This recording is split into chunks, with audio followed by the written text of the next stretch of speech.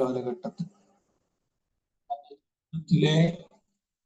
ഏറ്റവും പ്രധാനപ്പെട്ട ജീവിതത്തിലെ ഒരു ഭാഗമായിരുന്നു പ്രാർത്ഥന. കർത്താവിന്റെ ശുശ്രൂഷയുടെ മഹത്വം എന്ന് പറയുന്നത് പ്രാർത്ഥനയായിരുന്നു. എന്റെ മകൻ പറഞ്ഞതുപോലെ നമുക്ക് സ്വഭാവമുള്ള മനുഷ്യനായിരുന്നു. എന്നാൽ കർത്താവായ ക്രിസ്തു പരീക്ഷകളെ ജയിച്ചത്, ഭാവത്തെ ജയിച്ചത്, ജഡത്തിന്റെ സ്വാധീനങ്ങളെ ജയിച്ചതിന്റെ പുറകിലെല്ലാം പ്രാർത്ഥനയുടെ പിൻബലം. കർത്താവിന്റെ ജീവിത ചരിത്രം പഠിക്കുമ്പോൾ പകൽ വേളകളിൽ താൻ ശുശ്രൂഷയിൽ മുഴുകിയിരുന്നപ്പോൾ രാത്രി വേളകളിൽ താൻ ദൈവസന്നിധിയിൽ പ്രാർത്ഥിച്ചുകൊണ്ടിരുന്നു. ഹല്ലേലൂയ. നമുക്കറിയാം, ഒരു രാത്രിക്ക് 4 യാമമാണ്. സ്തോത്രം. ഈ 4 യാമത്തിലും കർത്താവായ യേശു ക്രിസ്തു ഉണർന്നിരുന്നതിന് തെളിവ് വിശുദ്ധ ബൈബിളിലുണ്ട്. സ്തോത്രം ചെയ്യുന്നു. 4 യാമങ്ങളിലും കർത്താവിന്റെ വെളിപ്പെടുത്തൽ ഉണർന്നിരുന്നു എന്നുള്ളതിന്റെ വ്യക്തമായ തെളിവുകൾ വിശുദ്ധ ബൈബിളിലുണ്ട്. ഞാൻ പറഞ്ഞു വന്നതിന്റെ സാരത്തിന്റെ അർത്ഥം, രാത്രിയുടെ യാമങ്ങളെല്ലാം ഉറങ്ങാതെ താൻ പ്രാർത്ഥനയിലിരുന്നു എന്നുള്ളതിന്റെ തെളിവ്. ഹല്ലേലൂയ. അതുകൊണ്ട് തന്നെ കർത്താവായ യേശു ക്രിസ്തു നമ്മുടെ റോൾ മോഡൽ ആണെങ്കിൽ, കർത്താവായ യേശു ക്രിസ്തുവിനെ ഹല്ലേലൂയ നമ്മുടെ മുമ്പിൽ നിർത്തിയാണ് നമ്മുടെ ക്രിസ്തീയ ജീവിതം നയിക്കുന്നതെങ്കിൽ, അങ്ങനെയുള്ളവരുടെ ജീവിതത്തിൽ പ്രാർത്ഥന ഒഴിച്ചുകൂടാൻ പറ്റത്തില്ല. നിങ്ങൾ എല്ലാവരും രാമൻ പറഞ്ഞു. എല്ലാവർക്കും പറയാൻ പറ്റത്തില്ല, കാരണം പ്രാർത്ഥിക്കുന്നവർക്ക് അത് പറയാൻ പറ്റത്തുള്ളൂ. സ്വന്തം സീരിയൽ കണ്ടോണ്ടിരിക്കുന്നവർക്ക് പറയാൻ പറ്റുമോ? അല്ലെങ്കിൽ സ്വതന്ത്രം സമയമാകുമ്പോൾ പറയാൻ പറ്റത്തില്ല. ദൈവസന്നിധിയിൽ ഉയർന്ന് പ്രാർത്ഥിക്കുന്നവർക്ക് ഇത് പറയാൻ പറ്റില്ല. കർത്താവാണ് നമ്മളുടെ റോൾ മോഡൽ എങ്കിൽ ആ വ്യക്തിക്ക് പ്രാർത്ഥനാ ജീവിതം ഇല്ലാതെ മുൻപോട്ട് പോകാൻ പറ്റത്തില്ല. ഹല്ലേലൂയ. കർത്താവായ യേശു ക്രിസ്തുവിനെ ഒരു പ്രാർത്ഥനയാണ് ഇന്ന് പകൽ നമ്മൾ ധ്യാനിക്കാൻ. ഞാൻ ഇന്നലെ രാത്രി വെച്ച ഞങ്ങളുടെ സന്ധ്യാപ്രാർത്ഥനയ്ക്ക് ശേഷം ഞാൻ ദൈവത്തോട് ഇങ്ങനെ റൂമിലിരുന്ന് പ്രാർത്ഥിക്കുമ്പോൾ എന്നോട് പരിശുദ്ധാത്മാവ് സംസാരിച്ച ഒരു അധ്യായമാണ് കർത്താവിന്റെ പ്രാർത്ഥന എന്ന് പറയുന്നത്. ആ അധ്യായത്തിൽ നിന്നാണ് നമ്മൾ അല്പനേരം ദൈവം എന്ന് ധ്യാനിക്കുവാനായിട്ട്. നമ്മുടെ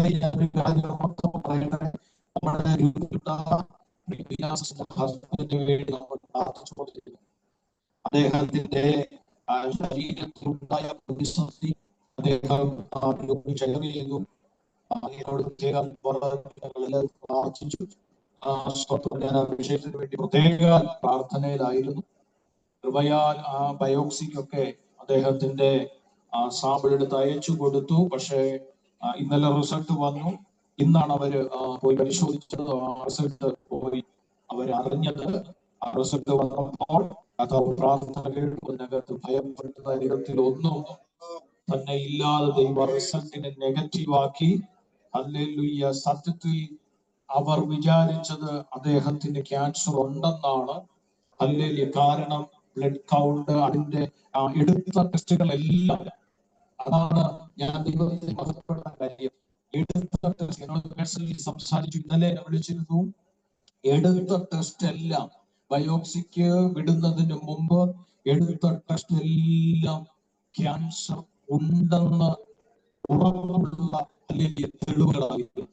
എടുത്ത ടെസ്റ്റുകളെല്ലാം. അദ്ദേഹം എന്നോട് പറയാൻ, കാരണം അദ്ദേഹം നേഴ്സാണ്, അദ്ദേഹം BSc നേഴ്സാണ്, അദ്ദേഹത്തിന് അറിയാം. വർഷങ്ങളായിട്ട് ജോലി ചെയ്യുന്ന സഹോദരിയാണ്. അദ്ദേഹം എന്നോട് പറഞ്ഞു, പാസ്റ്ററെ, എടുത്ത ടെസ്റ്റിലെല്ലാം റിസൾട്ട് വന്നിരിക്കുന്നത് നിശ്ചയമായിട്ട് ക്യാൻസർ ഉണ്ട് എന്നുള്ളതാണ്. ഞാൻ പറഞ്ഞു, അവര് പെന്തക്കോസ്തിലല്ല, അവര് CSIലാണെന്നാണ് എനിക്ക് തോന്നുന്നത്. എന്റെ അച്ഛൻ പറഞ്ഞു, റിസൾട്ട് നോക്കാൻ പോകണ്ട. സ്തോത്രം. അദ്ദേഹത്തിന് ഭയം. ഞാൻ പറഞ്ഞു, ഇല്ല, പോണം, ഞങ്ങൾ പ്രാർത്ഥിച്ചിട്ടുണ്ട്, നിങ്ങൾ പോയി നോക്കണം, നോക്കാതിരിക്കുന്നത് എന്താണ് നമുക്ക് അറിയണം എന്ന് പറഞ്ഞു. അദ്ദേഹത്തിന് അതൊരു ഭാരമായിരുന്നു. പക്ഷേ സ്തോത്രം, ഞാൻ പറഞ്ഞു നിശ്ചയമായിട്ടും പോകണമെന്ന് പ്രിയ സഹോദരിയോട് പറഞ്ഞു. അവർ ഇന്നലെ പോയി നോക്കി. ഇതിനു മുമ്പെടുത്ത എല്ലാ ടെസ്റ്റും, ബ്ലഡിന്റെ ആകട്ടെ, സ്തോത്രം ഹല്ലേലൂയ, മറ്റു ടെസ്റ്റുകളെല്ലാം ഉണ്ടായിരുന്നു. എല്ലാം എടുത്തു നോക്കിയപ്പോൾ ക്യാൻസർ ഉണ്ട് എന്നുള്ള നിലയിലായിരുന്നു റിസൾട്ട് എല്ലാം വന്നത്. അതുകൊണ്ടാണ് ഡോക്ടർ പറഞ്ഞത് ബയോപ്സിക്ക് നമുക്ക് അയക്കണം. ഹല്ലേലൂയ, കൃപയാൽ ബയോപ്സിയുടെ റിസൾട്ട് വന്നപ്പോൾ സ്വർഗത്തിലെ ദൈവം അതിൽ അത്ഭുതം ചെയ്തു. പ്രാർത്ഥന കേൾക്കുന്നൊരു ദൈവം ഉണ്ടെന്ന് വീണ്ടും ഒരു വിഷയത്തിനകത്ത് ഞാൻ എല്ലാവരും പ്രാർത്ഥിച്ചു ചോദിച്ചാൽ എനിക്ക് അറിയത്തില്ല. കാരണം അല്ലെങ്കിൽ പ്രാർത്ഥനയിൽ മടിയുള്ള ഒരു ഗ്രൂപ്പിലുണ്ട്, പ്രാർത്ഥനയിൽ പിന്നോക്കമുള്ള ഒരു ഗ്രൂപ്പിലുണ്ട്. എല്ലാത്തിനെയും ഞാൻ പിടിക്കുന്നുണ്ട്. അല്ലെങ്കിൽ ഞാൻ ഇച്ചിരി തിരക്കില്ലാതൊന്ന് കഴിയട്ടെ. എല്ലാത്തിനെയും ഞാൻ പിടിക്കുന്ന ഒരു സമയമുണ്ട്. സ്തോത്രം, ഹല്ലേലൂയ, സ്തോത്രം. കൃപയാൽ സ്വർഗ്ഗത്തിലെ ദൈവം പ്രാർത്ഥിച്ചവർക്ക് ഞാൻ നന്ദി പറയുന്നു. പ്രാർത്ഥിച്ചവർക്ക് ദൈവനാമത്തിന് നന്ദി പറയുന്നു. കൃപയാ ദൈവം ഒരു അത്ഭുതം ചെയ്തു. ഹല്ലേലൂയ. സഹോദരി ഇന്ന് പകല് ഗ്രൂപ്പിൽ ടെസ്റ്റിമണി ഇട്ടിട്ടുണ്ട്. എല്ലാവർക്കും നന്ദി പറഞ്ഞിട്ടുണ്ട്. കർത്താവ് ഐശ്വര്യം അനുഗ്രഹിക്കട്ടെ. പ്രാർത്ഥനയുടെ വില ഹല്ലേലൂയ അറിയണമെങ്കിൽ പ്രാർത്ഥിക്കുന്നവര് ജീവിതത്തിൽ ഇല്ലാതെ വരണം. നമുക്ക് വേണ്ടി പ്രാർത്ഥിക്കുന്നവരുടെ പ്രസൻസ് ജീവിതത്തിൽ നിന്ന് ഇല്ലാതാകുന്ന സമയത്തെ അവരുടെ പ്രാർത്ഥനയുടെ വില അറിയത്തുള്ളൂ. ബുധനാഴ്ച മീറ്റിംഗിന്റെ വില അറിയണമെങ്കിൽ ബുധനാഴ്ച മീറ്റിംഗ് ഇവിടെ ഇല്ലാതാവും. സ്തോത്രം. ബുധനാഴ്ചയുടെ മീറ്റിംഗിന്റെ വില അറിയണമെങ്കിൽ ബുധനാഴ്ച മീറ്റിംഗ് ഇല്ലാതാവണം. ഇപ്പോൾ നമുക്കൊരു ചിന്തയുണ്ട്, എല്ലാ ആഴ്ചയിലും ബുധനാഴ്ച മീറ്റിംഗ് ഉണ്ട്. അപ്പൊ ഇന്ന് പോയി പോവാം. ഇന്ന് ആരാധിക്കാം, ഇന്ന് പ്രാർത്ഥിച്ച് അടുത്ത ആഴ്ച പ്രാർത്ഥിക്കാം. കൊള്ളുമ്പോൾ നമുക്ക് അതിന്റെ വില അറിയില്ല. Hallelujah, hallelujah. അതുകൊണ്ട് പ്രിയപ്പെട്ടവരെ, നിങ്ങൾ ആത്മീയമാകുന്ന ജീവിതത്തിൽ നിന്ന് പുറകോട്ട് പോകരുത്. ഹല്ലേലൂയ. ഞാൻ ആ ഭാഗം അത്രയും പറഞ്ഞു വിടുകയാണ്. കർത്താവിന്റെ പ്രാർത്ഥന എന്ന വിഷയത്തെ ആസ്പദമാക്കി അല്പനിമിഷം ദൈവം തന്ന ഒരു ദൂത് നമുക്ക് ഒരുമിച്ച് ധ്യാനിക്കാം. ഞാൻ പ്രസംഗത്തിന്റെ ഇടയ്ക്ക് പറയണമെന്ന് വിചാരിച്ചതല്ല, അതിനു മുമ്പ് പറയണമെന്ന് കരുതി മറന്നു. ഓർത്തപ്പോൾ ഞാൻ പറഞ്ഞു. കർത്താവ് അനുഗ്രഹിക്കട്ടെ. യോഹന്നാന്റെ സുവിശേഷം 17-ാം അധ്യായം ആണ് നമ്മൾ ഇന്ന് ധ്യാനിക്കാൻ പോകുന്നത്. ഒരു പ്രത്യേക കുറിവാക്യമായിട്ടൊന്നും ഞാൻ വായിപ്പിക്കില്ല. ഹല്ലേലൂയ. വിഷയങ്ങളെ ധ്യാനിക്കുമ്പോൾ ഞാൻ പറയുന്ന വാക്യങ്ങൾ മാത്രം വായിച്ച് സഹായിച്ചാൽ മതി. യോഹന്നാന്റെ സുവിശേഷം 17-ാം അധ്യായം എല്ലാവരും എടുത്തു എന്ന് ഞാൻ വിശ്വസിക്കുന്നു. ഹല്ലേലൂയ. അതിലോട്ടൊന്ന് കരം വെച്ച് 17-ാം അധ്യായത്തിലെ ബൈബിൾ തുറന്ന് 17-ാം അധ്യായത്തെ എടുത്തിട്ട് അതിലേക്ക് നിങ്ങളുടെ വലതുകരം ഒന്ന് വെച്ചിട്ട് നിങ്ങൾ ദൈവത്തോടൊന്ന് പറഞ്ഞ, കർത്താവേ, ഇന്ന് പകൽ എന്റെ പ്രാർത്ഥനാ ജീവിതത്തിൽ ഒരു വിടുതൽ അയക്കണമേ. ഇന്ന് പകൽ ഈ വചനം എനിക്കൊരു വിടുതലാകണമേ എന്ന് കരം വെച്ചൊരു വാക്ക് നിങ്ങൾ ദൈവത്തോട് പറഞ്ഞാൽ ഹല്ലേലൂയ. വേഗത്തിൽ വരാം. കർത്താവായ യേശു ക്രിസ്തുവിന്റെ ഒരു പ്രാർത്ഥനയാണ് 17-ാം അധ്യായം. സ്തോത്രം ചെയ്യുന്നു. Hallelujah, hallelujah. 1-ാമത്തെ വാക്യത്തിൽ ഹല്ലേലൂയ നമുക്ക് വ്യക്തമായിട്ട് അറിയാം. അവൻ ഇങ്ങനെ പറഞ്ഞ ശേഷം, ഒന്ന് വായിച്ചേ 17-1. കേട്ടോ, ഇത് സംസാരിച്ചിട്ട് അതെ, ഇത് സംസാരിച്ചിട്ട് യേശു എന്ത് ചെയ്തു? സ്വർഗത്തിലേക്ക് നോക്കി. ആമേൻ. അപ്പം ഇതിനു മുമ്പ് കർത്താവ് എന്തൊക്കെയോ സംസാരിച്ചു. ഹല്ലേലൂയ. അതിന്റെ തൊട്ട് പുറകിലത്തെ അധ്യായം 16-ാമത്തെ അധ്യായം നിങ്ങൾ വീട്ടിൽ ചെന്നിട്ട് വായിച്ചാൽ മതി. എന്താ സംസാരിച്ചത് എഴുതിയിട്ടുണ്ട്. അല്ലെങ്കിൽ അത് സംസാരിച്ച ഒരു ഭാഗം മാത്രം ഞാൻ നിങ്ങൾ അറിയാവുന്നതുകൊണ്ട് വേഗത്തിൽ പറയുന്നുണ്ട്. ഈ ലോകത്തിൽ ഞാൻ നിങ്ങളെ കാണത്തില്ല, പക്ഷേ നിങ്ങൾ ഭയപ്പെടരുത്, നിങ്ങൾ ധൈര്യപ്പെട്ടോണം, നിങ്ങൾ ഭാരപ്പെടരുത്, നിങ്ങൾ ധൈര്യപ്പെട്ടോണം. അല്ലെങ്കിൽ ഞാൻ നിങ്ങളോട് കൂടെ നിങ്ങൾ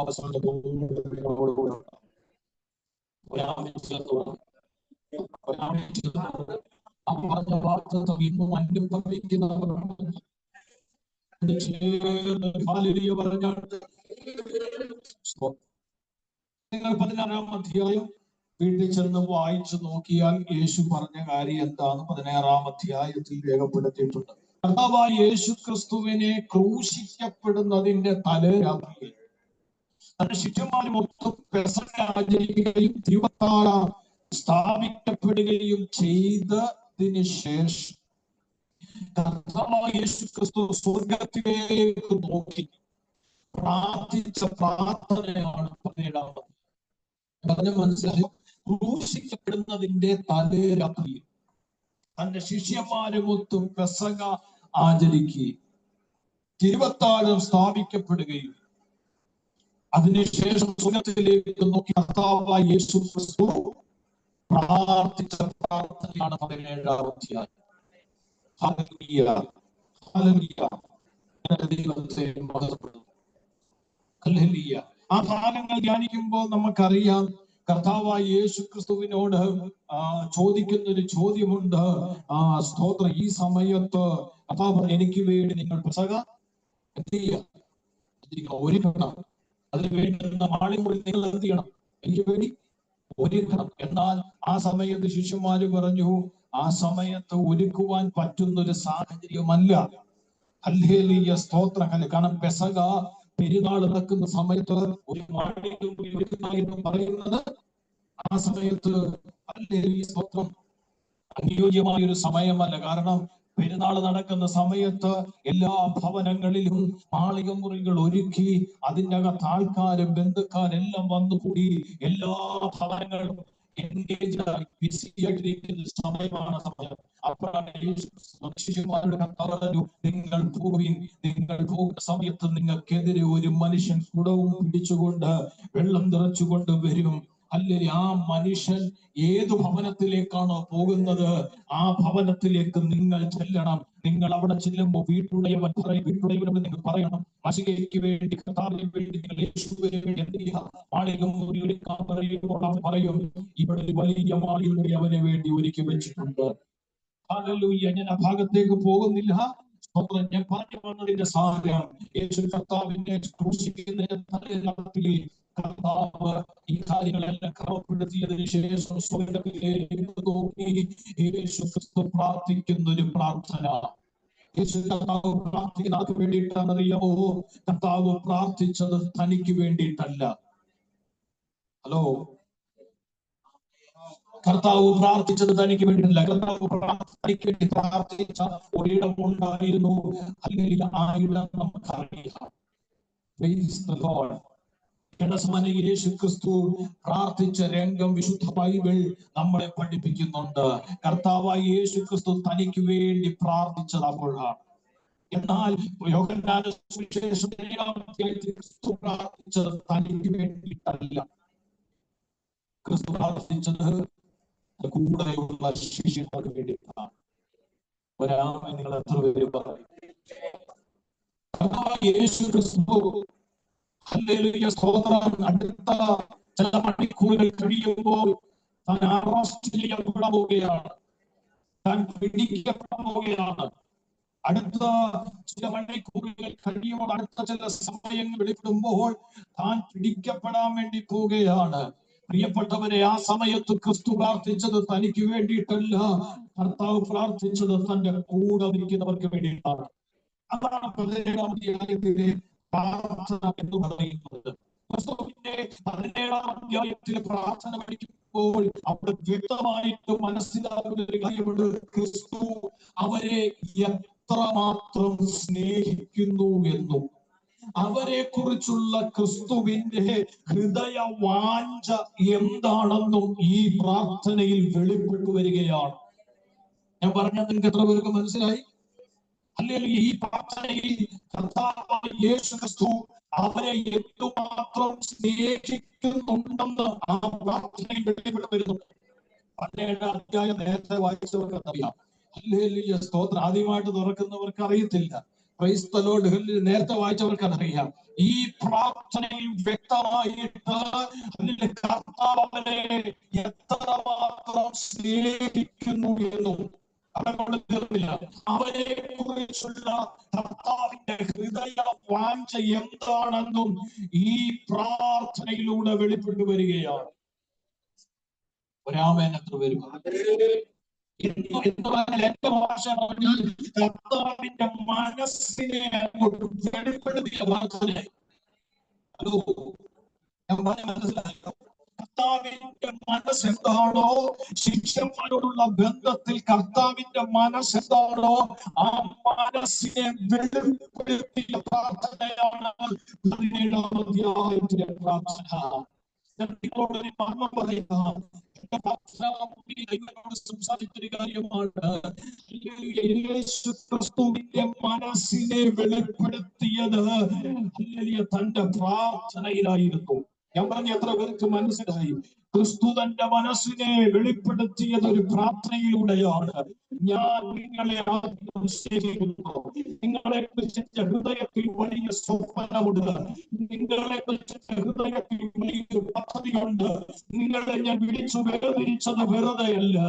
ഹല്ലേലൂയ. മീൻ പിടിക്കാൻ പോയവനെ, ഹല്ലേലൂയ, സ്തോത്രം, ചൂണ്ടിച്ചാടവനെ ഞാൻ എനിക്ക് ചില ഹൃദയത്തിൽ ആഗ്രഹമുണ്ട്, എനിക്ക് ചില പദ്ധതികളുണ്ട്. ഞാൻ നിങ്ങളെ സ്നേഹിക്കുന്നുണ്ടെന്ന് നിങ്ങൾ അറിയണം. നിങ്ങളെ കുറിച്ച് എനിക്കൊരു പദ്ധതി ഉണ്ടെന്ന് അറിയണം. നിങ്ങളെ നിങ്ങളെ വിളിച്ചു വേർതിരിച്ചതിന്റെ പുറകിൽ എനിക്ക് നിങ്ങളെ നിങ്ങൾ അറിയണം. നിങ്ങളെ വെറുതെ നിങ്ങളെ നിങ്ങളെ തിരഞ്ഞെടുത്തതല്ല. നിങ്ങളെ വിളിച്ചതിന്റെ പുറകെ എനിക്ക് ചില സ്വപ്നമുണ്ട്, എനിക്ക് ചില ഹൃദയത്തിൽ ആഗ്രഹമുണ്ട്.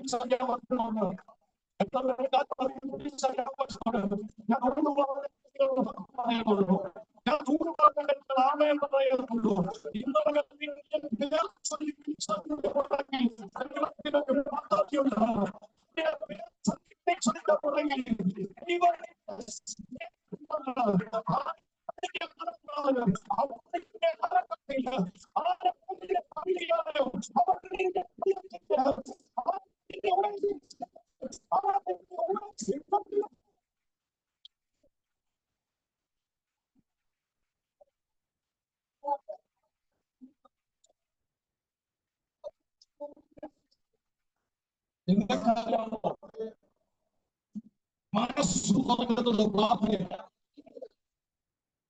മനസ്സ് തുറക്കുന്ന പ്രാർത്ഥന. യേശു ക്രിസ്തുവിന്റെ മനസ്സിനെ വെളിപ്പെടുത്തിയത് ആ പ്രാർത്ഥനയാണ്. പത്രോസിനോട് ചോദിച്ചു, ഇവരെക്കാൾ വലിയ അധികമായി നീ എന്നെ സ്നേഹിക്കുന്നു? അവിടെ ക്രിസ്തു പറഞ്ഞില്ല, ഞാൻ നിന്നെ ഒരുപാട് സ്നേഹിക്കുന്നു എന്ന് പറഞ്ഞു. എന്ന് വെച്ച് ഒരു നോർമൽ കോൺവെർസേഷനിൽ കർത്താവ് ഒരിക്കലും അല്ലെങ്കിൽ തന്റെ ഹൃദയത്തെ പ്രകടപ്പെടുത്തിയിട്ടില്ല. അത് വെളിപ്പെടുത്തി കാണിച്ചു.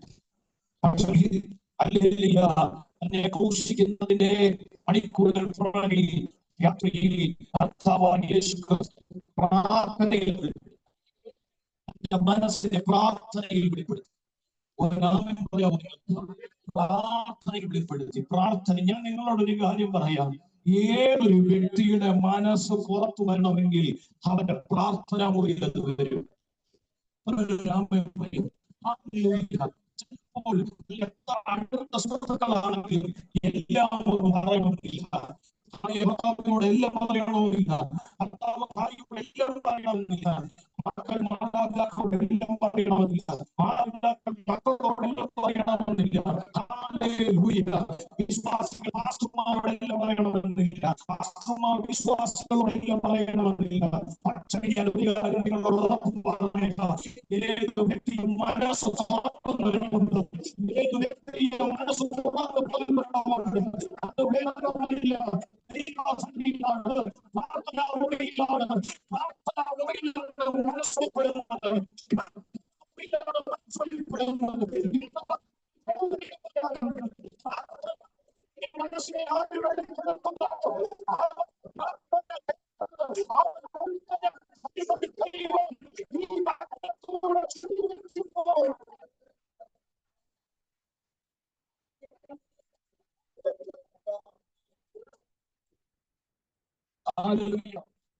നമ്മൾ ചിലരെ കുറിച്ച് പറയാറുണ്ട്, ചിലരുടെ ഹൃദയം വായിക്കാൻ ഭയങ്കര പാടാണ്.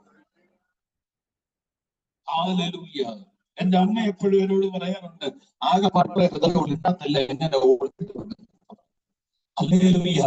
ഹൃദയത്തിൽ ഹൈഡ് ചെയ്യാൻ, പുറത്ത് വെളിപ്പെടുത്താൻ ഭയങ്കര പാടാണ്. എനിക്ക് പലരെയും അറിയാം. ഹൃദയത്തിൽ അവരും ദൈവവുമായിട്ട് മാത്രമായിരിക്കും കമ്മ്യൂണിക്കേഷൻ. അവര് പല കാര്യങ്ങളും എന്നോട് പറയത്തില്ല. എന്നോടൊരു ദൈവദാസൻ പറഞ്ഞത്, പാസ്റ്റർ എന്റെ മോക്ക് വേണ്ടി പ്രാർത്ഥിക്കണം. ഹല്ലേലൂയ. എന്റെ മോക്ക് വേണ്ടി പ്രാർത്ഥിക്കണമെന്ന് രണ്ട് പറഞ്ഞ കാര്യമാണ്. എന്റെ വാസ ശരിക്കും പിടിച്ചോണം. കാരണം അവിടെ മനസ്സ് എല്ലാവരുടെ മുമ്പിൽ അവിടെ മനസ്സെത്തിയില്ല, തുറക്കത്തില്ല. അവർ ശരിക്കും പ്രാർത്ഥിച്ചോണം, ശരിക്കും അല്ലെങ്കിൽ പ്രാർത്ഥിച്ചോണം. അവിടെ മനസ്സെയും വെളിപ്പെടുത്തും.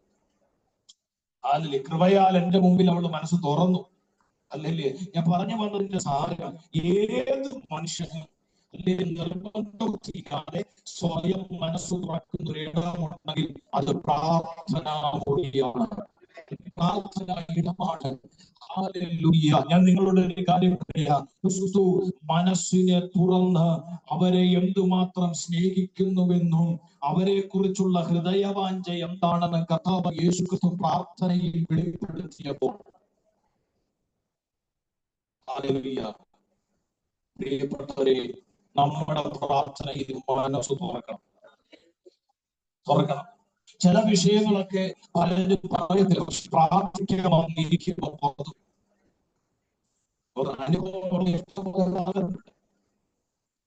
ആൾക്കാർ അനുഭവമുള്ള അവരനുഭവം പറയാത്ത വിഷയമായിരിക്കും, പക്ഷെ പ്രാർത്ഥിക്കാൻ വന്നിരുന്നപ്പോൾ ദൈവം അത് വെളിപ്പെടുത്തും. ഹല്ലേലൂയ. ഹല്ലേലൂയ.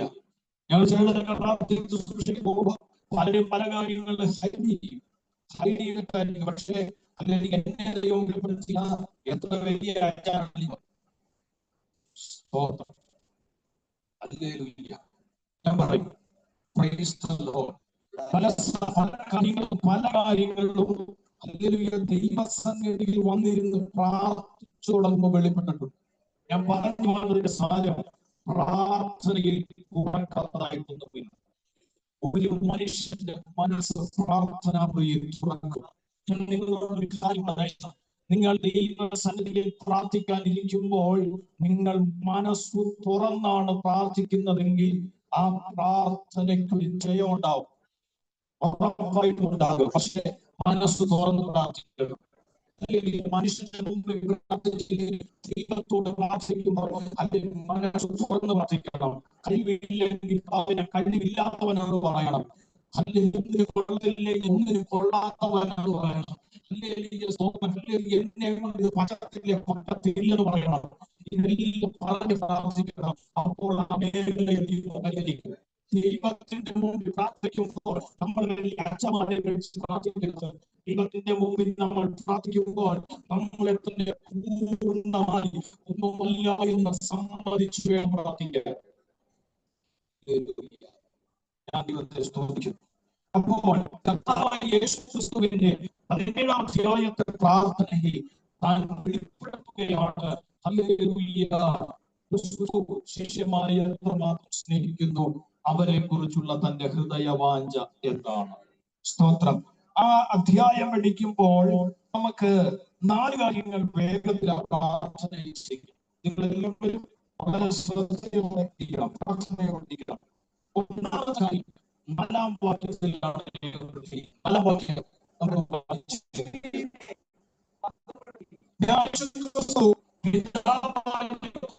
ഭൂമി നിന്നെ മഹത്വപ്പെടുത്തി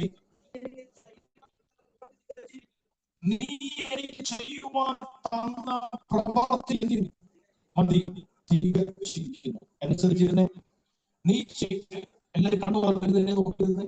ഹല്ലേലൂയ, സ്തോത്രം. ഈ ഭൂമിയിൽ നീ എന്നെ ആക്കി വെച്ച നിന്റെ പ്രവൃത്തിയെ ഞാൻ ചെയ്യുന്നു, തികച്ചിരിക്കുന്നു. ഒരാളെ പറയാമോ? കർത്താവ് യേശുക്രിസ്തു സത്യത്തിൽ തികച്ചിരിക്കുന്നു എന്ന് പറഞ്ഞ ഈ പദപ്രയോഗം അല്ലെ ഈ പ്രാർത്ഥന, അത് സത്യത്തിൽ തന്റെ മരണത്തെ കുറിച്ചാണ് പറയുന്നത്. കുഞ്ഞുമല എങ്ങനെ നോക്കി മരണത്തെ കുറിച്ചാണ് പറയുന്നത്. മരണത്തെ കുറിച്ച് അല്ലെ തികച്ചിരിക്കുന്നു എന്ന് പറഞ്ഞാൽ മരണത്തെ കുറിച്ച് പറയുന്നത്. ഞാൻ സ്തോത്രം ചെയ്യുക. ഹല്ലേലൂയ. കർത്താവായ യേശു ക്രിസ്തു ഹല്ലേലൂയ നിന്റെ പ്രവൃത്തി ഞാൻ തികച്ചിരിക്കുന്നു എന്ന് പറഞ്ഞത് മരണത്തെ കുറിച്ച്. പക്ഷേ കർത്താവ് പ്രാർത്ഥിക്കുമ്പോൾ മരിച്ചില്ല. ഹല്ലേലൂയ. കർത്താവിന്റെ പ്രാർത്ഥന പിതാവായ ദൈവത്തോട് പ്രാർത്ഥിക്കുമ്പോൾ ക്രിസ്തു മരിച്ചില്ല. പക്ഷെ കർത്താവ് പറഞ്ഞു, നീ എന്നെ അയച്ച പ്രവൃത്തി ഞാൻ തികച്ചിരിക്കുന്നു. കർത്താവായ യേശു ക്രിസ്തുവിന്റെ മരണത്തെയാണ് അത് പ്രസ്താവിച്ചത്. അടുത്ത ചില മണിക്കൂറിൽ കഴിയുമ്പോൾ ഞാനത് നിവർത്തിയാക്കും. അത് പിതാവായ ദൈവത്തിന്റെ വിശ്വാസമാണ്. എന്നറിയാമോ? കാരണം ഇതിനു മുമ്പ് എന്നെ ഭൂമിയിലാക്കി നിന്റെ മഹത്വത്തെ വെളിപ്പെടുത്താൻ നിവർത്തിയാക്കണമെന്ന് പറഞ്ഞ തികയ്ക്കണമെന്ന് പറഞ്ഞ കാര്യം ഞാൻ തികച്ചു. അതെ, അതുമില്ലാമേ പറയാം. നിങ്ങൾക്ക് മനസ്സിലായോ? പിതാവായ ദൈവം എന്തുകൊണ്ടാണ് യേശു ക്രിസ്തുവിന്റെ പ്രാർത്ഥനയെ അംഗീകരിച്ചത്? ഇതിനു മുമ്പ് തികയ്ക്കണമെന്ന് പിതാവായ ദൈവം പറഞ്ഞ കാര്യങ്ങൾ ക്രിസ്തു തികച്ചു. ഹലോ, ഇതിനു മുമ്പ് പിതാവായ ദൈവം തികയ്ക്കണമെന്ന് പറഞ്ഞ കാര്യം ആര് തികച്ചു? കർത്താവ് തികച്ചു. ഈ തികയ്ക്കാൻ മരണം കൂടെ ഉള്ളൂ. പക്ഷെ ക്രിസ്തു മരിക്കുന്നതിന് മുമ്പ് പറഞ്ഞു, ഞാൻ തികച്ചിരിക്കുന്നു. പിതാവായ ദൈവം എന്തുകൊണ്ടാണ് വിശ്വസിച്ചെന്നറിയാമോ? ഇതിനു മുമ്പ് തികയ്ക്കേണ്ട കാര്യങ്ങൾ തികച്ചു. അത് തികച്ച ദൈവം തികയ്ക്കും. പേര് പറയും, അത് തികച്ച ദൈവം തികയ്ക്കും. അത് ക്രിസ്തുവിനും ഓർമ്മയുണ്ട്, താൻ പ്രാർത്ഥിച്ച പിതാവിനും ഓർമ്മ. അതുകൊണ്ടാണ് വളരെ ഞാൻ തികച്ചിരിക്കുന്നത്. നമ്മുടെ പോലല്ല ഇത് ഒരാൾ പറഞ്ഞിട്ട്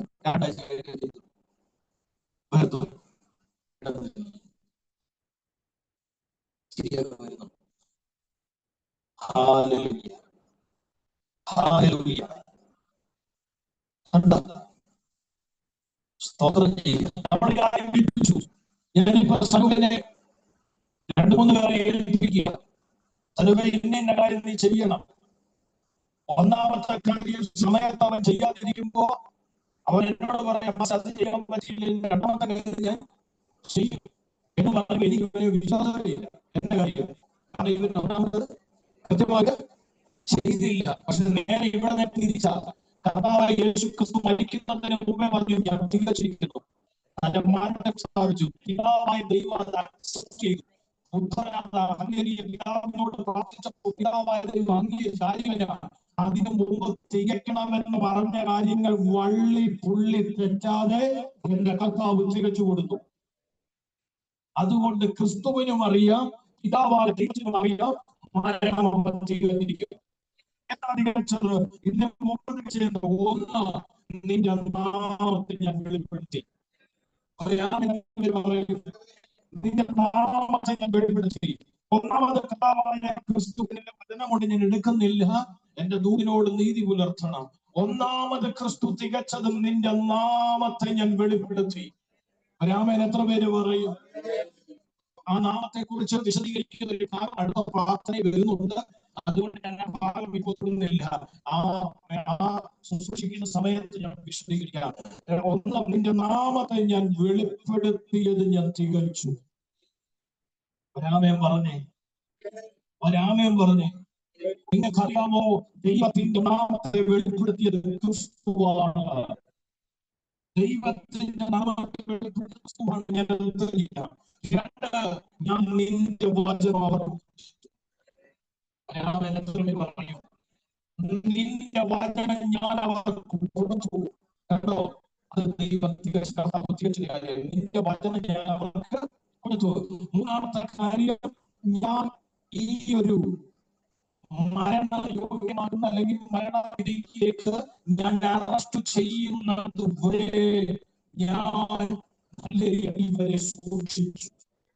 രാമൻ പറഞ്ഞത്, ഞാൻ ഇവരെ എന്ത് ചെയ്തു? സൂക്ഷിച്ചു. ഞാൻ ഇവരെ സൂക്ഷിച്ചു. അല്ലെങ്കിൽ അടുത്ത കാര്യം പറയുന്നു, അവർക്ക് വേണ്ടി ഞാൻ എന്നെ തന്നെ വിശുദ്ധീകരിച്ചു. അവർക്ക് വേണ്ടി ഞാൻ എന്നെ തന്നെ വിശുദ്ധീകരിച്ചു. 17-ാം അധ്യായത്തിൽ എല്ലാം ഇതിന്റെ തെളിവുള്ള വാക്യങ്ങളുണ്ട്. ഞാൻ അതിലേക്ക് വരാം. ഇതെല്ലാം വിശദീകരിക്കുന്ന ഭാഗങ്ങളുണ്ട്. ഒന്ന്, നിന്റെ നാമം ഞാൻ അവർക്ക് വെളിപ്പെടുത്തി. രണ്ട്, നിന്റെ വചനം ഞാൻ അവർക്ക് കൊടുത്തു. മൂന്ന്, ഞാൻ അവരെ സൂക്ഷിച്ചു. നാല്, ഞാൻ അവർക്ക് വേണ്ടി എന്നെ തന്നെ വിശുദ്ധീകരിച്ചു. ചേർന്ന ആമേൻ പറ. ഹല്ലേലൂയ. ഇത്രയും കാര്യങ്ങൾ കർത്താവായ ക്രിസ്തു ചെയ്തതിന് ശേഷമാണ് കർത്താവ് പറഞ്ഞത്, ഞാൻ തികച്ചിരിക്കുന്നു എന്ന് പറഞ്ഞാൽ ഇത്രയും തികച്ച ഞാൻ അടുത്ത മരണം കൂടെ തികയ്ക്കും. അത് ദൈവത്തിനും ഉറപ്പുണ്ട്, ക്രിസ്തുവിനും ഉറപ്പുണ്ട്. ചെറുതാമൻ പറഞ്ഞാൽ അപ്പം ഒന്നാമത്തെ കാര്യത്തിലേക്ക് നമുക്ക് വേഗത്തിൽ വരാം. ഹല്ലേലൂയ. വായിച്ച മോനെ ഒന്നുകൂടെ 4-ാം വാക്യം. നീ എനിക്ക് ചെയ്യുവാൻ തന്ന പ്രവൃത്തി ഞാൻ തികച്ചിരിക്കുന്നു. ഒന്നാമത്തെ പ്രാർത്ഥന, മരിക്കാനുള്ള യേശുവിന്റെ മനസ്സ്. ഒരാമേരത്ര പേര് പറഞ്ഞു, മരിക്കുവാനുള്ള കർത്താവായ യേശു ക്രിസ്തുവിന്റെ മനസ്സാണ് പ്രാർത്ഥനയിൽ ഒന്നാമത് വെളിപ്പെട്ടു വരുന്നത്. ഹലോ, അല്ലെങ്കിൽ നിങ്ങൾക്ക് മനസ്സിലായോ ഞാൻ പറഞ്ഞത്? Praise the Lord. ഹല്ലേലൂയ. നിങ്ങൾ ആ ഭാഗം ഒന്ന് ചിന്തിച്ചു നോക്കിക്കേ. ഒരുവൻ സ്വയം ഏൽപ്പിച്ചു കൊടുക്കുകയാണ്. എന്താ? മരിക്കുവാൻ പ്രാർത്ഥിക്കുക. ഹലോ, ഇവിടെ ഇരിക്കുന്ന ആരെങ്കിലും മരിക്കാൻ പ്രാർത്ഥിക്കുന്നുണ്ട്? സനു പ്രാർത്ഥിക്കുന്നുണ്ട്, കർത്താവേ നാളെ ഞാൻ മരിക്കണേ. സ്തോത്രം. ഹല്ലേലൂയ. കേട്ടോ, ആരെങ്കിലും മരിക്കാൻ പ്രാർത്ഥിക്കുന്നുണ്ട്? സ്തോത്രം.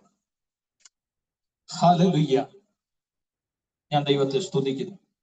ചിലപ്പോ നമ്മള് വാക്കുകൾ കൊണ്ട് പറയും മരിച്ചാ കൊള്ളാം, ഹല്ലേലൂയ, എന്തിനാ ഇങ്ങനെ ജീവിക്കുന്നു എന്നൊക്കെ ചിലപ്പോ വാക്കുകൾ കൊണ്ട് നമ്മൾ പറഞ്ഞിരിക്കാം. പക്ഷെ പലരും പ്രാർത്ഥിക്കാറില്ല.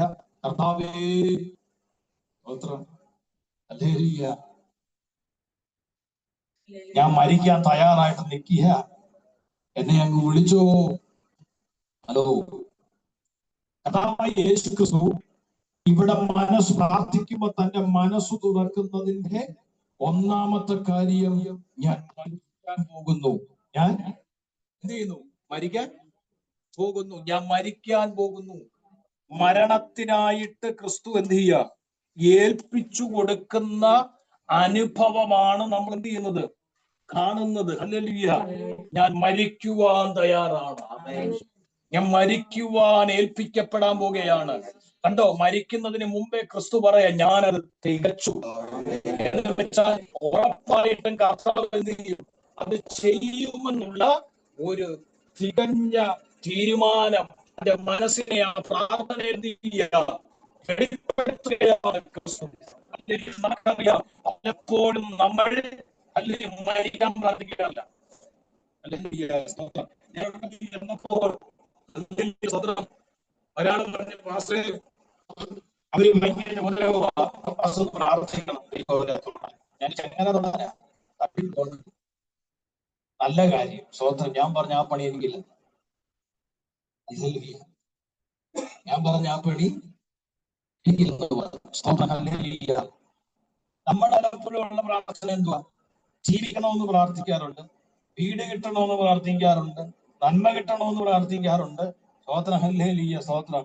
എന്റെ ശത്രുവിനെ ദൈവം തകർക്കണേ എന്ന് പ്രാർത്ഥിക്കാറുണ്ട്, അവരെ ദൈവം പൊട്ടിക്കണേ എന്ന് പ്രാർത്ഥിക്കാറുണ്ട്, അവരെ ദൈവം ഇല്ലാതാക്കണേ ഇപ്പൊ പ്രാർത്ഥിക്കാറില്ല.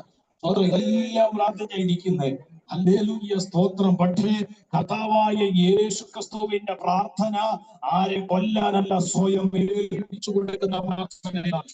മനസ്സിലായി പ്രാർത്ഥനയാണ് ഞാൻ വെളിപ്പെടുത്തുന്നത്.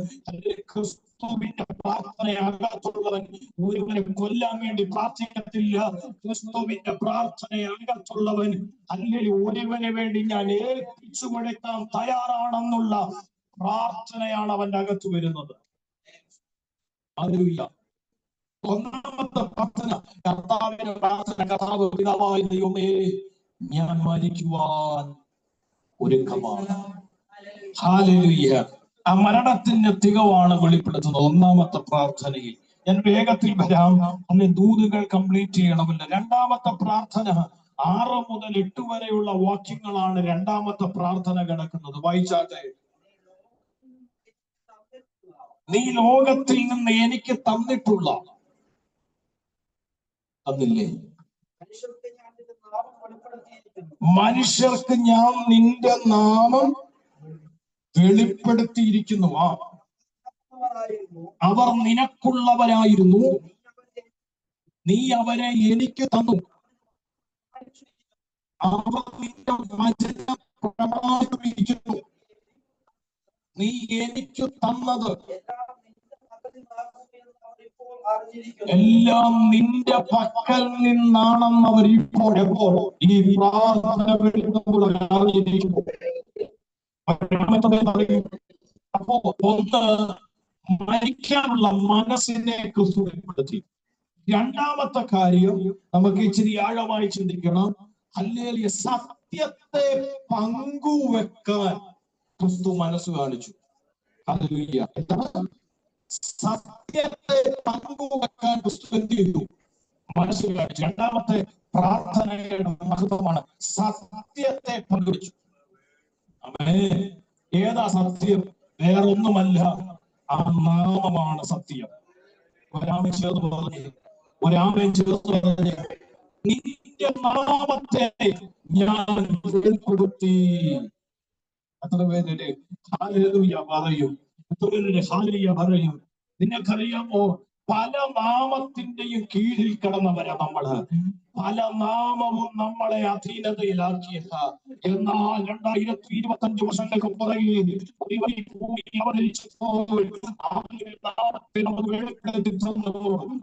നാമത്തിന്റെ ശക്തിയാണ് നമ്മളെ വിടുവിച്ചത്. അത് ഓർക്കുന്ന എത്ര പേരുണ്ട്? പല നാമങ്ങളും വിളിച്ചു നടന്നവരല്ലേ, പല നാമങ്ങളും വിളിച്ചു നടന്നവരല്ലേ, പല പേരുകളും വിളിച്ചു നടന്നവരല്ലേ. എന്നാൽ നമ്മളെ മാറ്റി വേർതിരിച്ചത്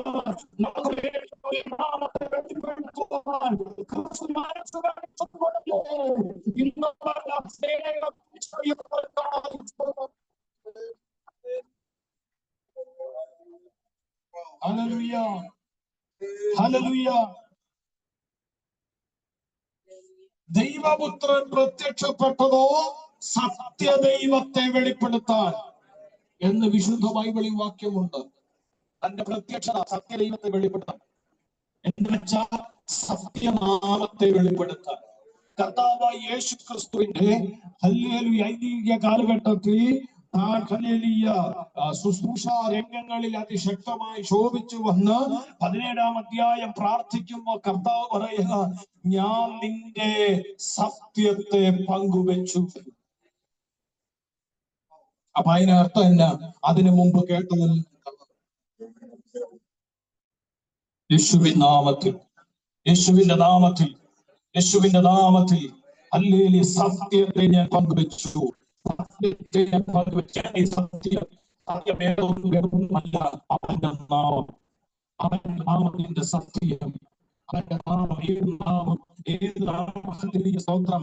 സത്യത്തിൽ ഇത് മനസ്സിലാക്കണമെങ്കിൽ ഇതിന്റെ പൊരുളും നിഴലും കൂടെ പഠിക്കണം. അല്ലെങ്കിൽ ഇതിന്റെ നിഴലുണ്ട് കേട്ടോ. അതുകൊണ്ടറിയാമോ, മോശയിലാണ് നിഴല് കിടക്കുന്നത്. 13-14 അവിടെ നമുക്ക് മനസ്സിലാകും. അത് പഠിച്ചെങ്കിലേ ഈ പൊരുളിലേക്ക് വരുവാൻ സാധിക്കത്തുള്ളൂ. 14-15 മോശ ദൈവത്തോട്, ഞാൻ ഇസ്രായേൽ മക്കളുടെ അടുക്കൽ ചെന്ന് നിങ്ങളുടെ പിതാക്കന്മാരുടെ ദൈവം നിങ്ങളുടെ അടുക്കൽ അയച്ചിരിക്കുന്നു എന്ന് പറയുമ്പോൾ നാമം എന്തെന്നവർ എന്നോട് ചോദിച്ചാൽ ഞാൻ അവരോട് എന്ത് പറയണമെന്ന് ചോദിച്ചു. അതിന്റെ ദൈവം മോശയോട്, ഞാനാകുന്നവൻ ഞാനാകുന്നു,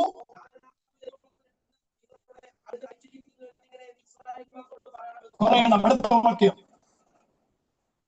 ദൈവം പിന്നെയും മോശയോട് അരുളി ചെയ്തെന്തെന്നാൽ, നീ ഇസ്രായേൽ മക്കളോട് ഇപ്രകാരം പറയണം, അബ്രഹാമിന്റെ ദൈവവും ഇസ്ഹാക്കിന്റെ ദൈവവും യാക്കോബിന്റെ ദൈവമായ നിങ്ങളുടെ പിതാക്കന്മാരുടെ ദൈവമായ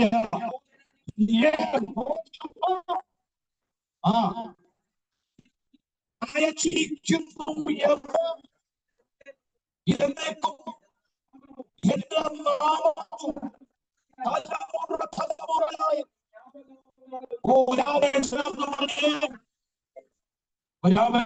പറയും. ഇസ്രായേൽ ജനത്തിനെ മിസ്രയീമിന്റെ അടിമത്തത്തിൽ നിന്ന് പുറപ്പെടുവിച്ച് പുറത്തു കൊണ്ടുവരാനുള്ള നിയോഗത്തെ വിശ്വാസം ആ മോശ ഇസ്രായേൽ ജനത്തോട് നിങ്ങളുടെ പിതാക്കന്മാരുടെ ദൈവം എന്നെ അയച്ചിരിക്കുന്നു എന്ന് പറയുമ്പോൾ ആ ദൈവത്തിന്റെ നാമം ചോദിക്കുന്നത് ഞാൻ എന്ത് പറയണമെന്ന് ചോദിച്ചപ്പോൾ പറയുകയാണ് ഞാനാകുന്നവൻ ഞാനാകുന്നു എന്നോട് പറയണം. അവിടെ കൊണ്ട് ആമിയുടെ പിതാക്കന്മാരായ അബ്രഹാമിന്റെയും ഇസ്ഹാക്കിന്റെയും യാക്കോബിന്റെയും ദൈവമായ യഹോവ എന്ന നാമം, യഹോവ എന്ന നാമം, യഹോവ എന്ന നാമം മനസ്സിലായി.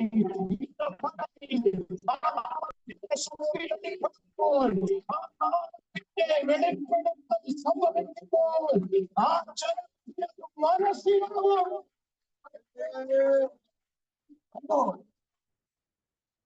ആ നാമത്തെ കുറിച്ച് പറയുമ്പോൾ ആ ജനത്തിന് സത്യം മനസ്സിലാകും. നിന്നെ അയച്ചവന് ഞാൻ തന്നെയാണെന്നവർക്ക് മനസ്സിലാകും. നാമത്തിന്റെ മഹത്വം കണ്ടോ?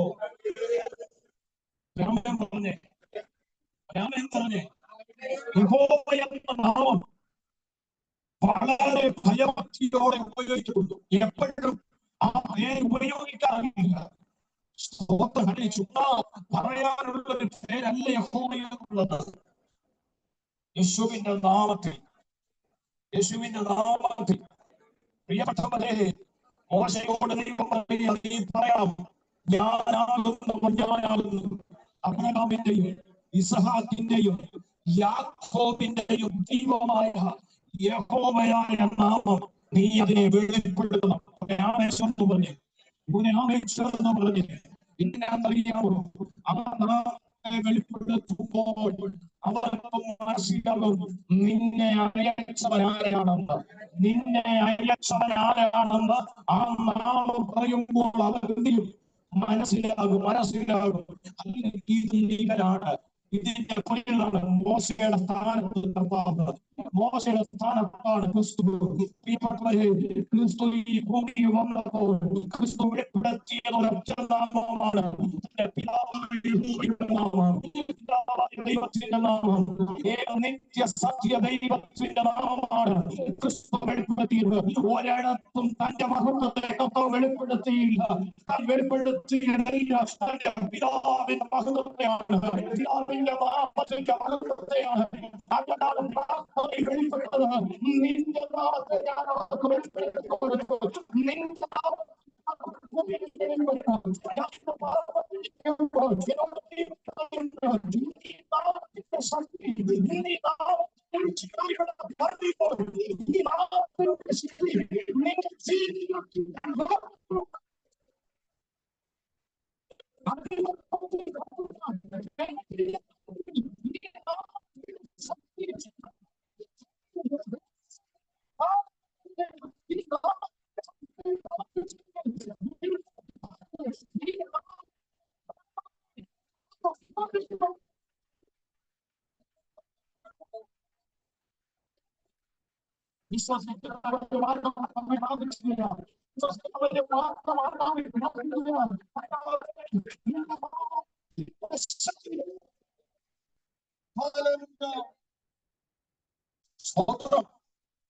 യഹോവയുടെ നാമത്തിന്റെ ശക്തി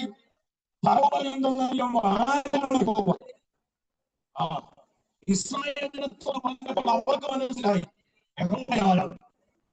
കാരണം അവർക്ക് കേട്ടതുണ്ട് അബ്രഹാമിന്റെയും ഇസ്ഹാക്കിന്റെയും യാക്കോബിന്റെയും ഹല്ലേലൂയ സ്തോത്രം ദൈവമായ യഹോവ അവർക്കറിയാം.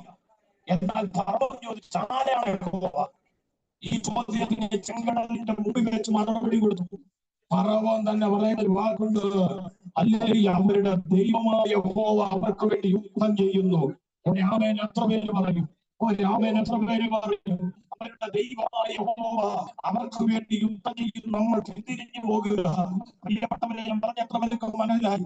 ഈ നാമത്തിന്റെ മഹത്വം അറിയുന്നവർ, ആ നാമത്തിൽ വിശ്വസിച്ച് ആരാധിക്കുമ്പോൾ ഈ നാമത്തിനെതിരെ നിൽക്കുന്നവർ ആ നാമത്തിന്റെ ശക്തി എന്താണെന്ന് എന്റെ ദൈവം വെളിപ്പെടുത്തി കൊടുത്ത ചരിത്രം വിശുദ്ധ ബൈബിളിൽ എഴുതിയിട്ടുണ്ടെങ്കിൽ ഈ നാമത്തിൽ വിശ്വസിക്കുന്നവരോട് ആത്മലോകത്തോടെ ദൈവം കൂടി നടക്കുന്നു. നീ വിശ്വസിക്കുന്ന നാമത്തിന്റെ മഹത്വം എന്താണെന്ന് എന്റെ ദൈവം വെളിപ്പെടുത്തിയെങ്കിൽ ഇന്ന് ആദ്യമായി വെളിപ്പെടുത്താൻ ആ നാമത്തിന്റെ ശക്തി കഴിക്കും. അത് വിശ്വസിക്കുന്നവരെ മാത്രം ദൈവം നേടിയെടുക്കും.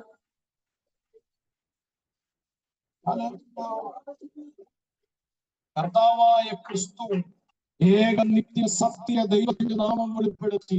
ഇത് ഓൺലൈനിലും വരുന്നതാണ്, യൂട്യൂബിൽ വരുന്നതാണ്. ഞാനൊരു കാര്യം ആത്മനിയോഗത്തോടെ പറയാ, ഹല്ലേലൂയ, സത്യമുള്ള നാമം ദൈവത്തിന്റെ നാമമാണ്, യഹോവയുടെ നാമമാണ്, യേശുവിന്റെ നാമമാണ്. സത്യമുള്ള നാമം യഹോവയുടെ നാമമാണ്. യഹോവയല്ലാതെ മറ്റൊരു ദൈവമില്ല, യേശുവല്ലാതെ മറ്റൊരു ദൈവമില്ല, മറ്റൊരു നാമമില്ല. ഈ ഭൂമിയിൽ രക്ഷിക്കപ്പെടാൻ ആകാശത്തിന്റെ കീഴിൽ ഭൂമിക്ക് മുകളിൽ മനുഷ്യരുടെ ഇടയിൽ ഒരൊറ്റ നാമമേ ഉള്ളൂ.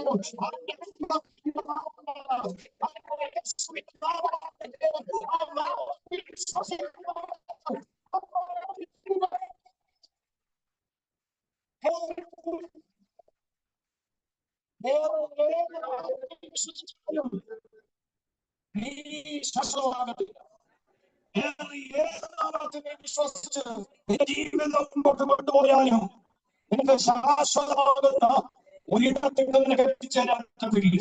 ഇന്നത്തെ കാലം അങ്ങനെ ആകാശത്തിനും ഭൂമിക്കും ഇടയിൽ മനുഷ്യരുടെ ഇടയിൽ രക്ഷിക്കപ്പെടാൻ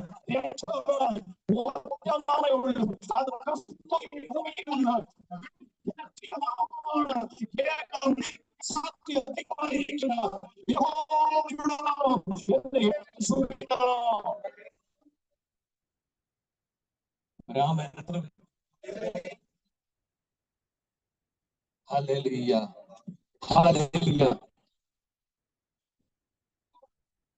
എത്ര പേര് പറയും?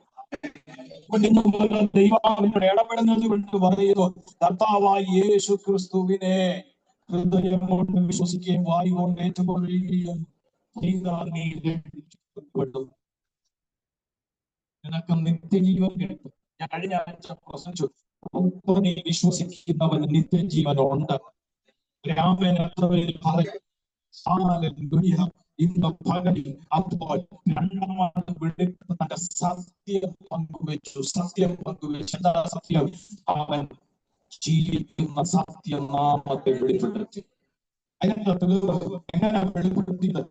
യോഹന്നാൻ 1:14 വാക്യം ആദ്യം വായിച്ച യോഹന്നാൻ 1:14 ക്രിസ്തു തന്നെയാണോ വെളിപ്പെടുത്തിയെന്ന് അറിയണമല്ലോ. ഹല്ലേലൂയ.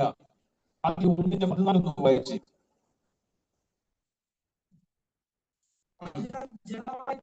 വചനം ജഡമായി തീർന്നു, കൃപയും സത്യവും നിറഞ്ഞവനായി ജഡമായി തീർന്നു, കൃപയും സത്യവും നിറഞ്ഞവനായി നമ്മുടെ ഇടയിൽ അറിയാമോ? ക്രിസ്തുവാണ്. മനസ്സിലായാലും ദൈവത്തെ ആരും ഒരു നാളും ദൈവത്തെ നമ്മൾ ആരും നമ്മുടെ നേട്ടങ്ങളുണ്ട്. ദൈവത്തെ ആരെങ്കിലും കണ്ടിട്ടുണ്ടോ? കൊല്ലത്തോട് ദൈവമൊന്നുമല്ല, ആ ദൈവമൊന്നുമല്ല ഞാൻ പറയുന്നത്.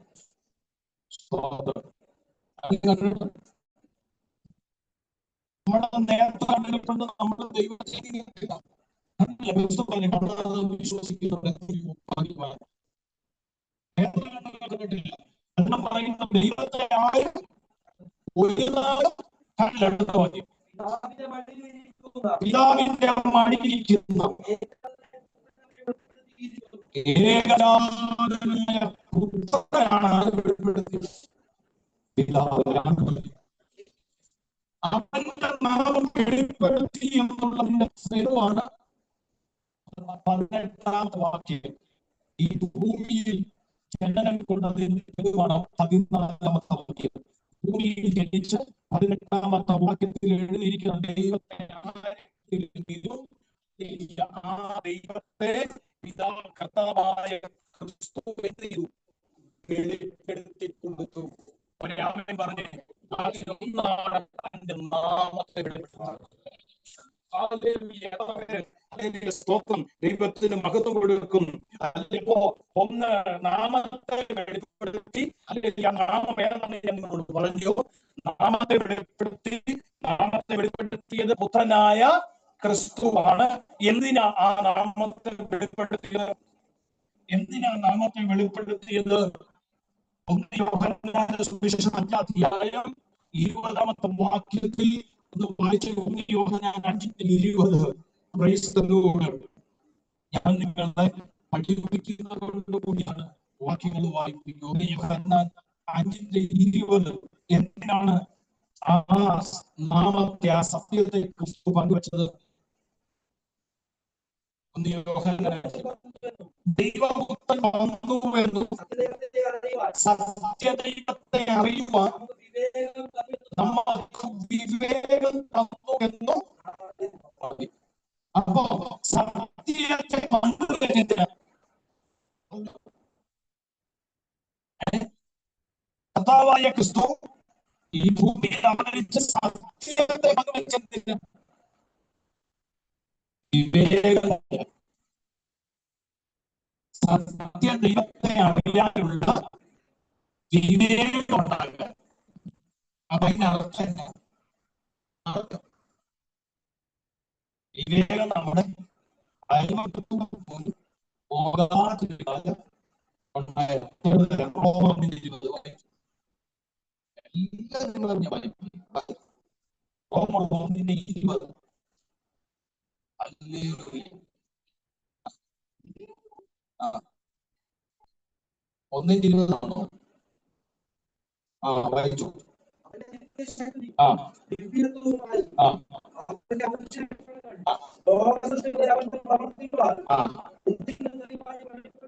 അടുത്തത്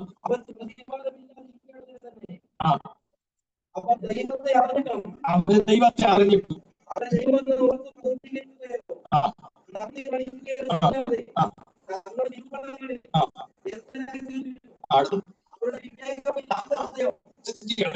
അവരുടെ വിവേകമില്ലാത്ത ഹൃദയം ഇരുണ്ടുപോയി. അപ്പൊ ഞാൻ പറഞ്ഞത് വിവേകം പറയാനാണ് സത്യത്തെ വെളിപ്പെടുത്തിയത്, നാമത്തെ വെളിപ്പെടുത്തി. വിവേകം തന്നെയാണ് സത്യ ദൈവത്തെ തിരിച്ചറിയാൻ. സത്യ ദൈവത്തെ തിരിച്ചറിയാനാണ് ഇതുണ്ട് വിവേകം എന്നത്. അപ്പൊ വിവേകം ഇല്ല എന്ന സമയത്ത് എങ്ങനെയാണെന്ന് അറിയാൻ വേണ്ടിയാ വായിപ്പിച്ചത്.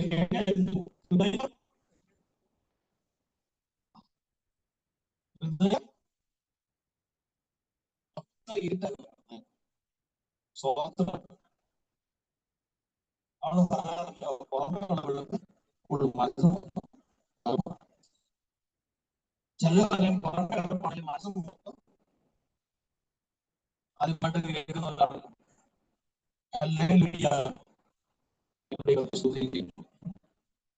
അപ്പം വിവേകമില്ലാതിരുന്ന സമയത്ത് അവരോട് അവരുടെ വിവേകം ഇരുണ്ടുപോയി. ജ്ഞാനികളെന്ന് പറഞ്ഞേ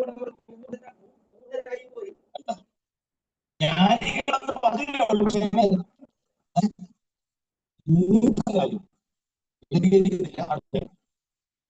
ദൈവത്തിന്റെ തേജസ്സിനെ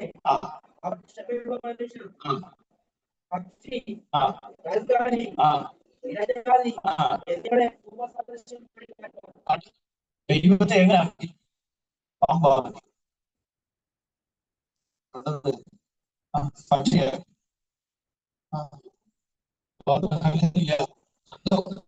വിവേകമില്ലാതിരുന്ന സമയത്ത് അല്ലെങ്കിൽ സൃഷ്ടിച്ചവന്റെ മുറകിലല്ല, സൃഷ്ടികളുടെ മുറകിലായിരുന്നു. ഹലോ, വിവേകമില്ലാത്ത സമയത്ത് സൃഷ്ടിച്ചവരെയല്ല വായിച്ച് അടുത്ത വാക്യം.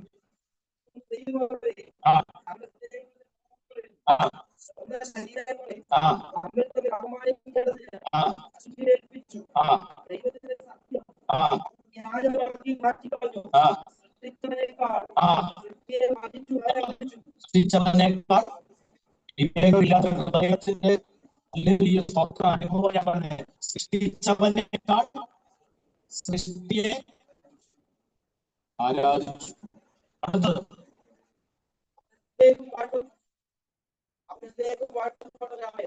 അതുകൊണ്ട് ദൈവം അവരെ അപമാനയാഗങ്ങളെ ഏൽപ്പിച്ചു.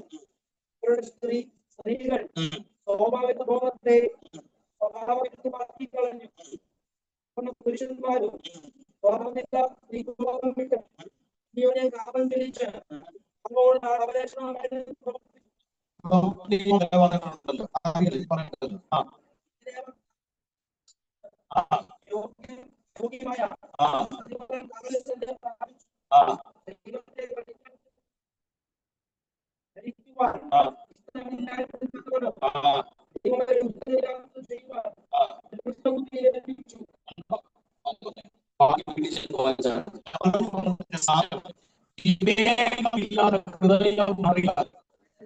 കാണിച്ചു കൂട്ടുന്ന കാര്യങ്ങളാണ് വിശുദ്ധ തിരുപ്പിള്ളി അപ്പോസ്തലൻ വെളിപ്പെടുത്തിയിരിക്കുന്നത്. മനസ്സിലായോ പ്രിയപ്പെട്ടവരെ?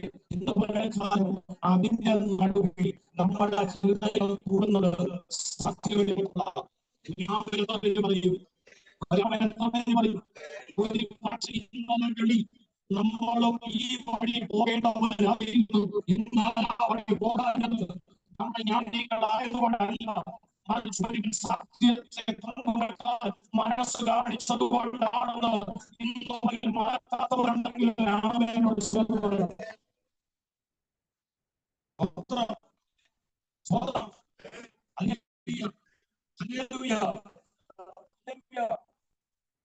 ഞാൻ കർത്താവിനെ സ്തുതിക്കുന്നു. അവൻ എന്തുകൊണ്ടാണ് സത്യത്തെ ക്രിസ്തു കണ്ടുവരുന്നത്? ജനിക്കുന്ന ഭേദമില്ലാത്ത ഹൃദയങ്ങൾ തുറക്കണം. അവരുടെ ഹൃദയത്തിന്റെ ഇരുട്ട് മാറണം. സുവിശേഷം അവരുടെ ഹൃദയങ്ങളിലൊക്കെ കയറാതെ ഈ ലോകത്തിന്റെ ദൈവം അവരുടെ കണ്ണുകളെ ഹൃദയങ്ങളെ മനസ്സിലായി.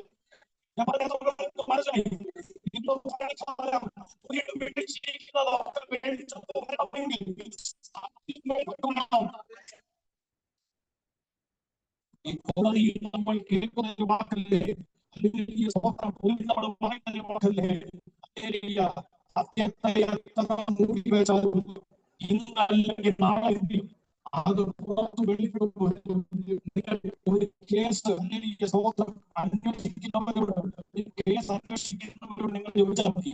ഒരു കേസൊക്കെ അന്വേഷിക്കുന്നവരോട് നിങ്ങൾ ചോദിച്ചാൽ മതി. അല്ലെങ്കിൽ അവിടെ അവർക്ക് അവര് ആ കേസ് അന്വേഷിക്കാൻ പോകുമ്പോൾ എന്തെങ്കിലും ഒരു തെളിവ് അവർക്ക് വേണ്ടി ഉണ്ടാകും. എന്തെങ്കിലും ഒരു തെളിവ് അവർക്ക് വേണ്ടി അവിടെ കാണും. എന്തെങ്കിലും ഒരു തെളിവാണ് അവർക്ക് വേണ്ടി അവിടെ. സ്തോത്രം ചെയ്യുന്നു.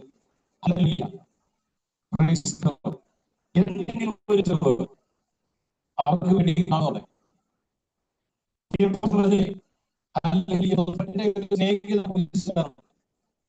ഒരു വിഷയത്തിനകത്ത് തെളിവൊന്നുമില്ലാതെ രണ്ടാമത് വെച്ചെടുത്ത് അവർക്കൊരു ചെറിയ തെളിവ് വെച്ചാലും എത്ര മറച്ചു വെച്ചാലും സത്യത്തെ പുറത്തു കൊണ്ടുവരാൻ എന്തെങ്കിലും ഒരു തെളിവുണ്ടാകും.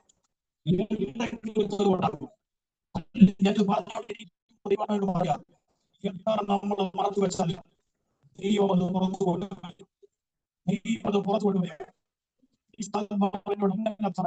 പറയുകയാണ്. ഇന്ന് ആത്മനിയമത്തോടെ തിരിച്ചു പറയുന്നു.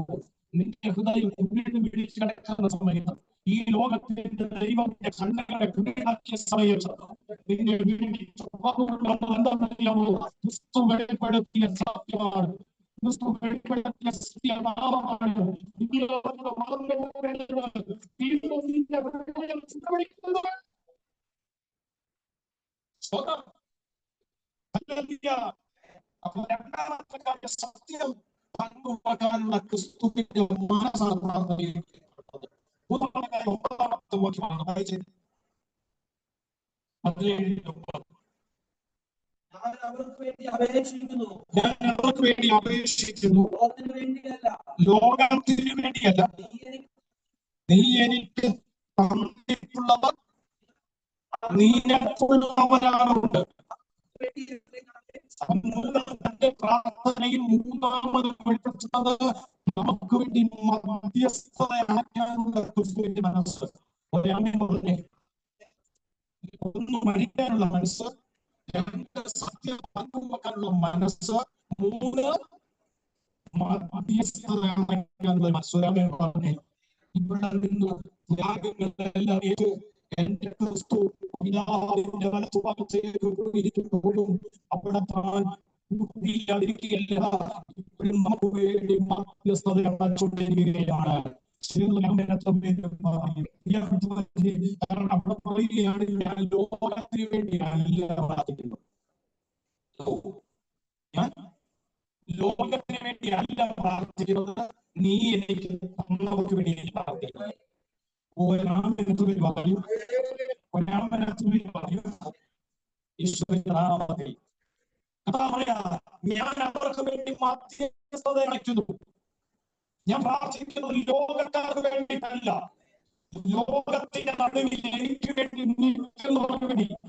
ഒരാമനത്തുവിൽ പറയും, ദൈവത്തിന് വേണ്ടി നിൽക്കുന്നവർക്ക് വേണ്ടി മധ്യസ്ഥത അണയ്ക്കുന്നത് ദൈവമെന്ന് ഇന്നവനെ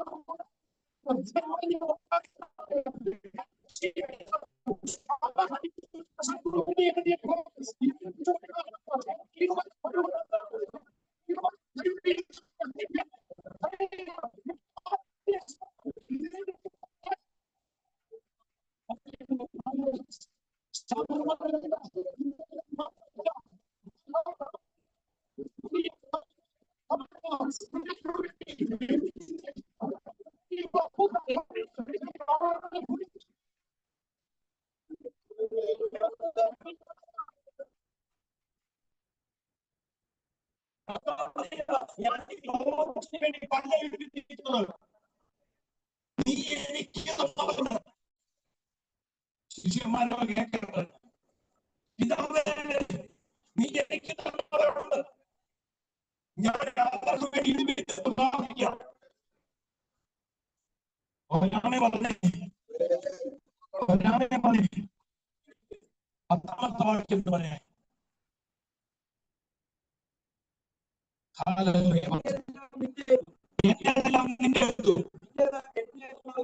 നിന്റേതും ആകുന്നു.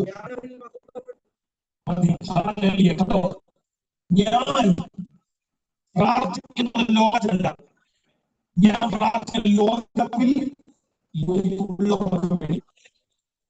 യേശുക്രിസ്തുവിന്റെ പ്രാർത്ഥന നിങ്ങൾ മനസ്സിലാക്കുക. മധ്യസ്ഥത അണയ്ക്കുന്നു എന്ന് പറഞ്ഞാൽ നമ്മൾ എന്നെ അണയ്ക്കുന്നു എന്നല്ല ഇതിന്റെ അർത്ഥം. ലോകത്തിൽ എനിക്കുള്ളവർക്ക് വേണ്ടി ഞാൻ പ്രാർത്ഥിക്കുന്ന കാര്യമോ ലോകത്തിൽ അവർക്ക് കഷ്ടം വരാൻ പോകുന്നു, ലോകത്തിൽ അവർക്ക് ഉപദ്രവം വരാൻ പോകുന്നു, അവരെ അംഗീകരിക്കാത്ത കാലഘട്ടം വരാൻ പോകുന്നു. യേശു പോയി കഴിഞ്ഞ ശുശ്രൂഷ കാലഘട്ടത്തിലേക്ക് ഇറങ്ങുമ്പോൾ ശിഷ്യമായി അനുഭവിക്കുന്ന കാര്യങ്ങൾ ക്രിസ്തു മുന്നമേ കണ്ടു. ലോകമായി അംഗീകരിക്കുന്നത് കഥനം പറയപ്പെടുന്നല്ലോ, ലോകം എന്നെ അറിയുന്നില്ല, നിങ്ങളെ അറിയത്തില്ല. ലോകം എന്നെ അറിയുന്നില്ല, നിങ്ങളെ അറിയത്തില്ല. ലോകം എന്നെ അറിയത്തില്ല, നിങ്ങളെ അംഗീകരിക്കത്തില്ല. സ്തോത്രം ചെയ്യുന്നു, സ്തോത്രം ചെയ്യുന്നു. കർത്താവിനെ അറിയാം, അവർക്ക് കഷ്ടമുണ്ട്, പ്രതികൂലമുണ്ട്, ഉപദ്രവമുണ്ട്. ഞാൻ അവർക്ക് വേണ്ടി മധ്യസ്ഥതയായിരിക്കും, ഞാൻ അവർക്ക് വേണ്ടി മധ്യസ്ഥതയായിരിക്കും. ഇങ്ങനെ പ്രാർത്ഥിക്കാൻ എന്താ കാര്യം? ഇങ്ങനെ പ്രാർത്ഥിക്കാൻ ഒരു കാര്യമുണ്ട്. അത് ഇവർ പിതാവിന്റെ വകയാണ്. ഒരാമേൻ പറയാമോ? ഒരാമേൻ പറയാമോ? ഒരു വാക്യം പറയുമ്പോൾ മനസ്സിലാകും. പിതാവ് ആകർഷിക്കുന്നവരല്ലാതെ ഇന്ത്യയുടെ ആരും വരുന്നില്ല. പിതാവ് ആകർഷിച്ചിട്ടല്ലാതെ ആരും വരുവാൻ കഴിയത്തില്ല. ഈ ലോകത്തിൽ ആരെങ്കിലും അവർ പിതാവ് ആകർഷിച്ചിട്ടാണ്. അതിന്റെ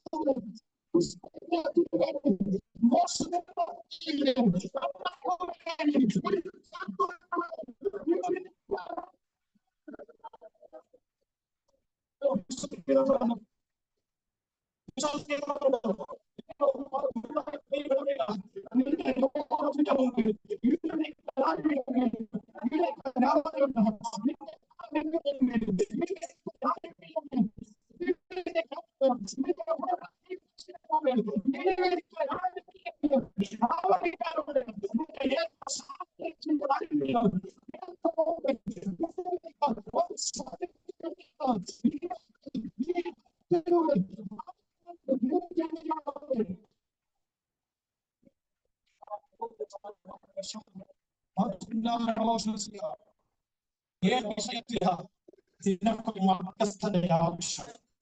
ഏത് വിഷയത്തിലാണ് നിനക്ക് വേണ്ടി സംസാരിക്കേണ്ടത്? ഏത് വിഷയത്തിലാണ് നിനക്ക് വേണ്ടി പ്രവർത്തിക്കേണ്ടത്? ആ വിഷയത്തിൽ നിനക്ക് വേണ്ടി നിൽക്കാൻ ഒരു മധ്യസ്ഥതയുണ്ടാകും.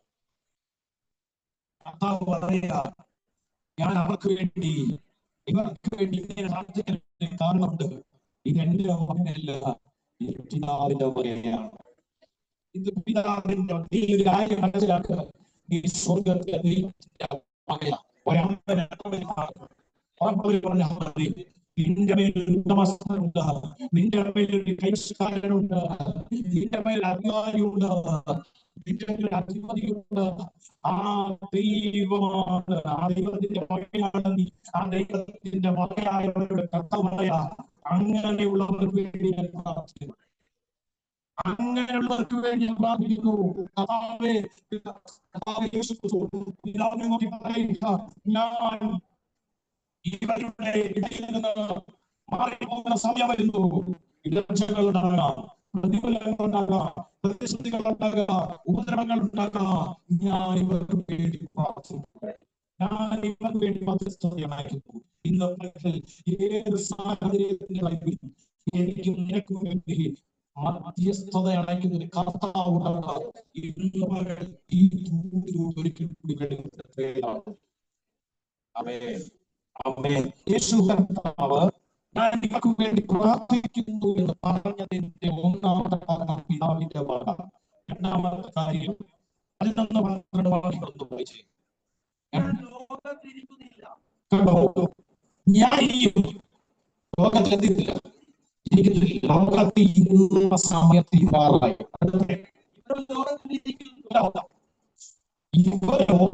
ഇനി ലോകത്തിരിക്കുന്നു. ഞാൻ നിന്റെ അടുക്കൽ വരുന്നു.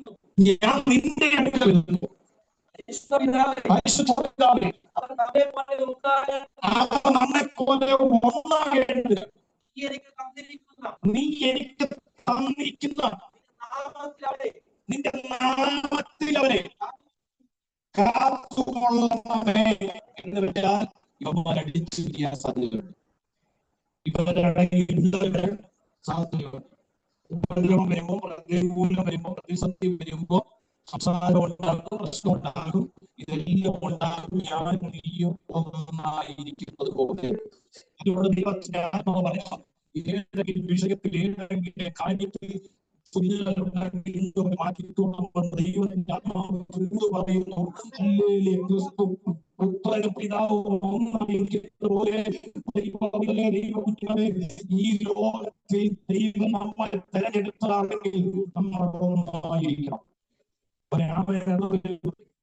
എന്നെ സംബന്ധിച്ച് ആരോ പറയും, അല്ലെങ്കിൽ ശരിയില്ല, അല്ലെങ്കിൽ നിങ്ങളോട് സ്നേഹമില്ലെന്നല്ല എന്റെ അർത്ഥം, അല്ലെങ്കിൽ നിങ്ങളോട് വൈരാഗ്യമുണ്ടെന്നല്ല എന്റെ അർത്ഥം, നിങ്ങളോട് ഇഷ്ടമില്ല എന്നല്ലതിന്റെ അർത്ഥം. നിങ്ങളെ സ്നേഹിക്കുന്നത് കൊണ്ടാണ് പറയുന്നത്. സന്നിധിയിൽ നിങ്ങൾ നന്നായിരിക്കേണ്ടവരാണ് പറയുന്നു. അല്ലെങ്കിൽ എത്ര പ്രാർത്ഥിക്കുന്ന നമ്മളൊന്നായിരിക്കുന്നത് പോലെ ഇവരൊന്നായിരിക്കേണ്ട നിന്റെ നാമത്തിൽ ഞാൻ ഇവരെ സുരക്ഷിതരാകുന്നു. അടുത്ത വാക്യം 12-ാമത്തെ വാക്യം, അവരോട് കൂടെ ഇരുന്നപ്പോ ഞാൻ അവരെ നീ എനിക്ക് തന്നിരുന്ന നിന്റെ നാമത്തിൽ ഞാൻ അവരെ കാത്തുകൊണ്ടെന്ന് ഞാൻ അവരെ സൂക്ഷിച്ചു.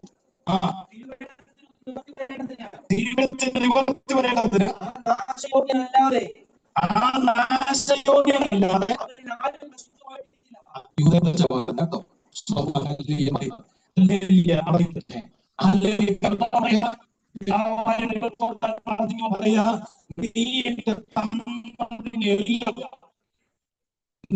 നാമത്തിൽ ഞാൻ സൂക്ഷിച്ചിട്ടുണ്ട്, നിന്റെ നാമത്തിൽ സൂക്ഷിച്ചിട്ടുണ്ട്. എന്നാൽ ഞാൻ ഇവിടെ നിന്ന് മാറാൻ സമയമായി. ഞാൻ ഇവിടെ നിന്ന് മാറാൻ സമയമായി. എന്നെ എന്റെ കയ്യിലേൽപ്പിച്ച സമയത്തോട് ഞാൻ നിന്റെ നാമത്തിൽ അവരെ സൂക്ഷിച്ചിട്ടുണ്ട്. പിന്നെ അതിനകത്ത് ഒരുക്കം പോയിട്ടുണ്ട്. അത് തിരുഹിതപ്രകാരം നിവർത്തി വരേണ്ടതിന്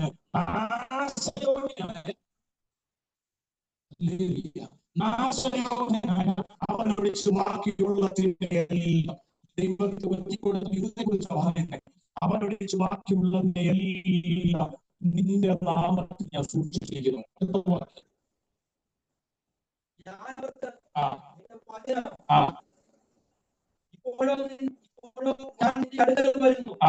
എന്റെ സന്തോഷം അവരുടെ ഉള്ളിൽ പൂർണ്ണമാകേണ്ടതിന് ലോകത്തിൽ വെച്ച് സംസാരിക്കുന്നു. ഞാൻ അവർക്ക് അതിന്റെ വചനം കൊടുത്തിരിക്കുന്നു. ഞാൻ ലൗകികരല്ലാത്തതുപോലെ അവരും ലൗകികന്മാരായതുകൊണ്ട് ലോകം അവരെ പകച്ചു.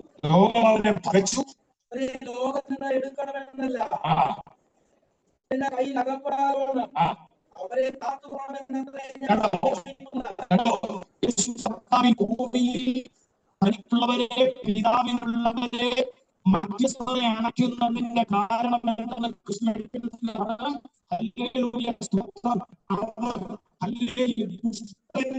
കയ്യിൽ എന്ത് ചെയ്യരുത്.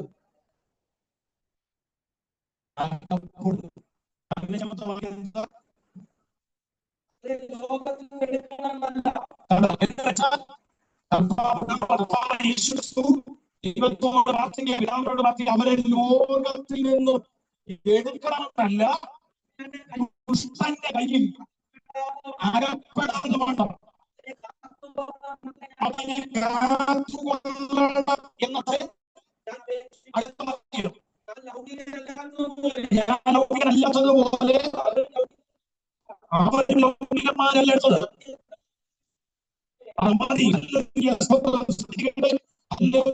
അവിടെ പറയുമ്പോൾ ഞാൻ അവർക്ക് വേണ്ടി മധ്യസ്ഥരെ അടയ്ക്കുന്നത് അവർ ലോകത്തിൽ അവർ കുടുംബമുണ്ടാകും, അവർക്ക് പ്രതികൂലം ഉണ്ടാകും, അവർക്ക് പ്രതിസന്ധി ഉണ്ടാകും. അതിന്റെ വേണ്ടി അവർക്ക് വേണ്ടി മധ്യസ്ഥതയായിരുന്നു. രണ്ടാമത്, പിതാവിന്റെ വകയായതുകൊണ്ട് ഞാൻ അവർക്ക് വേണ്ടി മധ്യസ്ഥരെ അടയ്ക്കും. മൂന്നാമത്തെ കാര്യം, ദുഷ്ടന്റെ കയ്യിൽ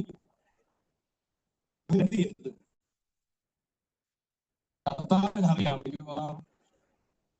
ചാൻസ് ആയിട്ട് അതിന്റെ കാരണം 1 യോഹന്നാൻ 5:19 വായിച്ച് 1 യോഹന്നാൻ 5:19 കഥാവ് അങ്ങനെ പ്രാർത്ഥിക്കേണ്ട കാരണമുണ്ട്. നാം ദൈവത്തിൽ നിന്നുള്ളവരെന്ന് നാം അറിയും. നാം എന്തോ അറിയുന്നേ?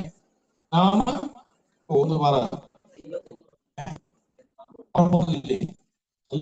ഞാൻ ദൈവത്തിൽ നിന്നുള്ള സർവ്വലോകവും നമ്മൾ ദൈവത്തിനുള്ളവരാണ്. പിതാവിൽ നിന്നുള്ളവർ, പിതാവിന്റെ വക. അവർക്ക് വേണ്ടി ഞാൻ പ്രാർത്ഥിക്കുന്നത് എന്തെന്നറിയാമോ? ഈ ലോകം മുഴുവൻ ഈ ലോകം മുഴുവനും ദുഷ്ടന്റെ അതിൽ അവൻ അകപ്പെടാതിരിക്കേണ്ടതിന് നിന്റെ നാമത്തിൽ അവനെ സൂക്ഷിക്കണമേ. ഓ കൃപ. ഞാനിത് പറയുമ്പോൾ തന്നെ പരിശുദ്ധാത്മാവിനോട് പറയുന്നൊരു കാര്യമുണ്ട്. ദുഷ്ടന്റെ അധീനതയിൽ പെടാതിരിക്കാൻ നമുക്ക് വേണ്ടി കരയുന്ന ഒരു ദൈവമുണ്ട്. നമുക്ക് വേണ്ടി പ്രാർത്ഥിക്കുന്ന ഞാനും നീയും ദുഷ്ട സ്വഭാവത്തിൽ അധീനപ്പെട്ട് പോകാതിരിക്കാൻ, ദുഷ്ടന്റെ രീതിയിൽ പോകാതിരിക്കാൻ നമുക്ക് വേണ്ടി കരയുന്ന മധ്യസ്ഥതയായിരിക്കുന്നത് ദൈവമുണ്ട്.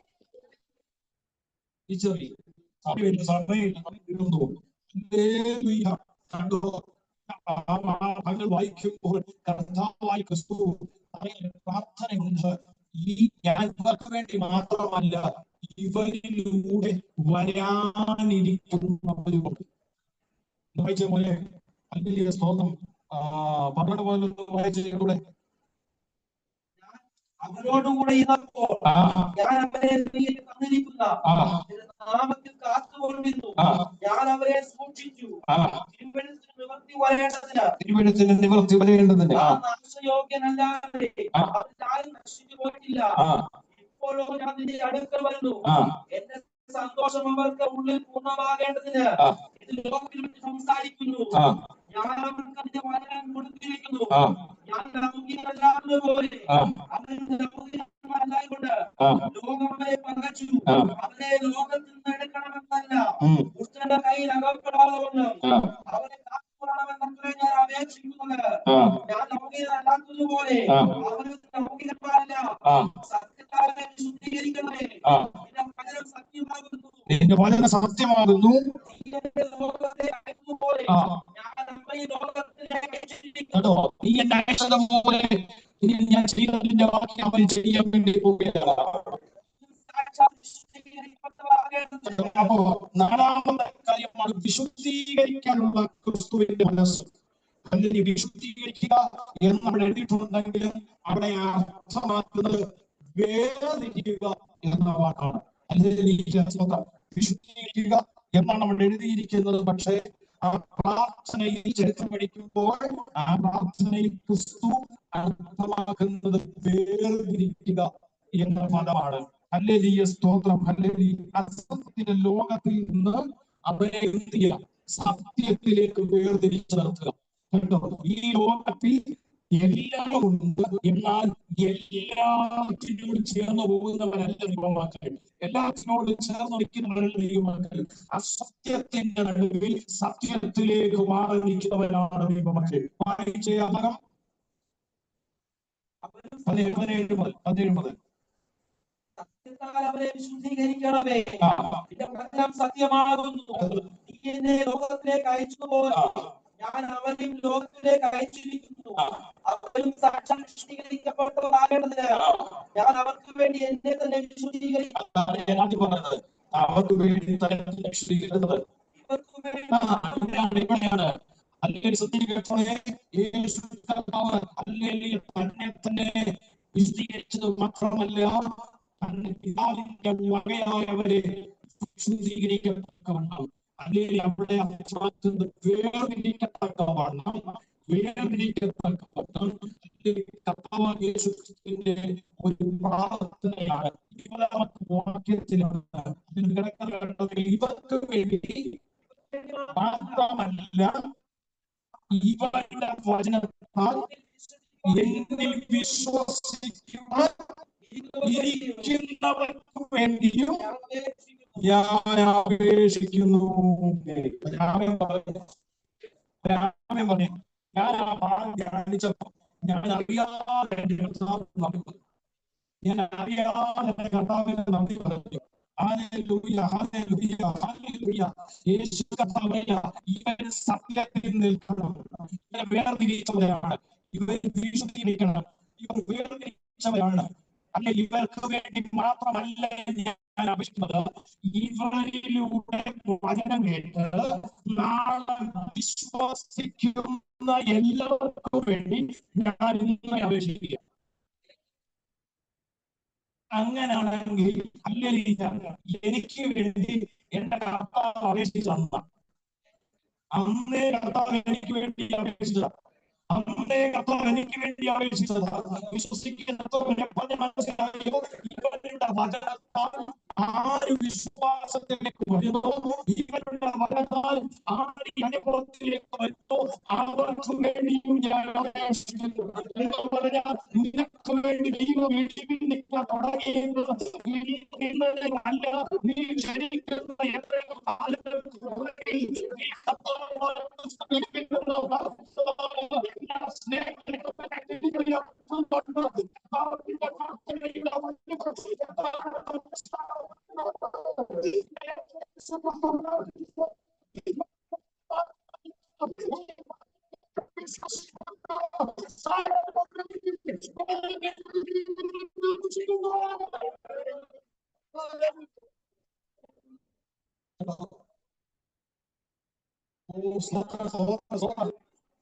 ഇന്ന് മനസ്സിൽ ഞാൻ ആ ഭാഗം വ്യാഖ്യാനിച്ചപ്പോൾ എനിക്ക് നന്ദിയോടെ നിങ്ങൾക്ക് ചിലർ കേൾക്കുമ്പോൾ ഗൗരവങ്ങളാകില്ല, പക്ഷെ അത് വായിച്ചപ്പോൾ എനിക്ക് വളരെ സന്തോഷം തോന്നി. കർത്താവിന് ഞാൻ ജനിക്കുന്നതിന് മുമ്പ് എന്തിന് ഇന്ന് മാതാപിതാക്കൾ ജനിക്കുന്നതിന് മുമ്പ് എത്രയോ കാലങ്ങൾ നൂറ്റാണ്ടുകൾക്ക് പുറകെ അല്ലെ എത്രയോ കാലങ്ങൾ പുറകെ യുഗങ്ങൾക്ക് പുറകെ എനിക്ക് വേണ്ടി എന്റെ കർത്താവ് അപേക്ഷിച്ചല്ലോ, എനിക്ക് വേണ്ടി എന്റെ കർത്താവ് മനസ്സാക്കാൻ തുടങ്ങിയല്ലോ. ഇന്നും ഇന്നലെയും അല്ലല്ലോ എനിക്ക് വേണ്ടിക്കാൻ തുടങ്ങിയത്, എന്നെ വിശദീകരിച്ച് വേർതിരിച്ചത്, എന്നെ വിശദീകരിച്ച് വേർതിരിച്ചത് ഇന്നലെയുമല്ലല്ലോ. എത്രയോ യുഗങ്ങൾക്ക് പുറകെ നീ എന്നെ കണ്ടതയോട് തിരിച്ചറിയണം. അന്ന് കർത്താവ് 4 കാര്യമാണ് ചെയ്തു. ഒന്ന്, ഐക്യമായുള്ള തന്റെ മനസ്സിനെ പ്രാർത്ഥനയിൽ വെളിപ്പെടുത്തി. Hallelujah, hallelujah. 2, സത്യം പങ്കുവെക്കാനുള്ള തന്റെ മനസ്സിനെ വെളിപ്പെടുത്തി. ഹല്ലേലൂയ. 3, മധ്യസ്ഥ ചെയ്യാൻ തന്റെ മനസ്സിനെ വെളിപ്പെടുത്തി. 4, ഹല്ലേലൂയ, നമ്മളെ വിശദീകരിച്ച് വേർതിരിക്കാൻ, നമ്മളെ സൂക്ഷിക്കാൻ കർത്താവ് നമുക്ക് വേണ്ടി മനസ്സിലാക്കുക.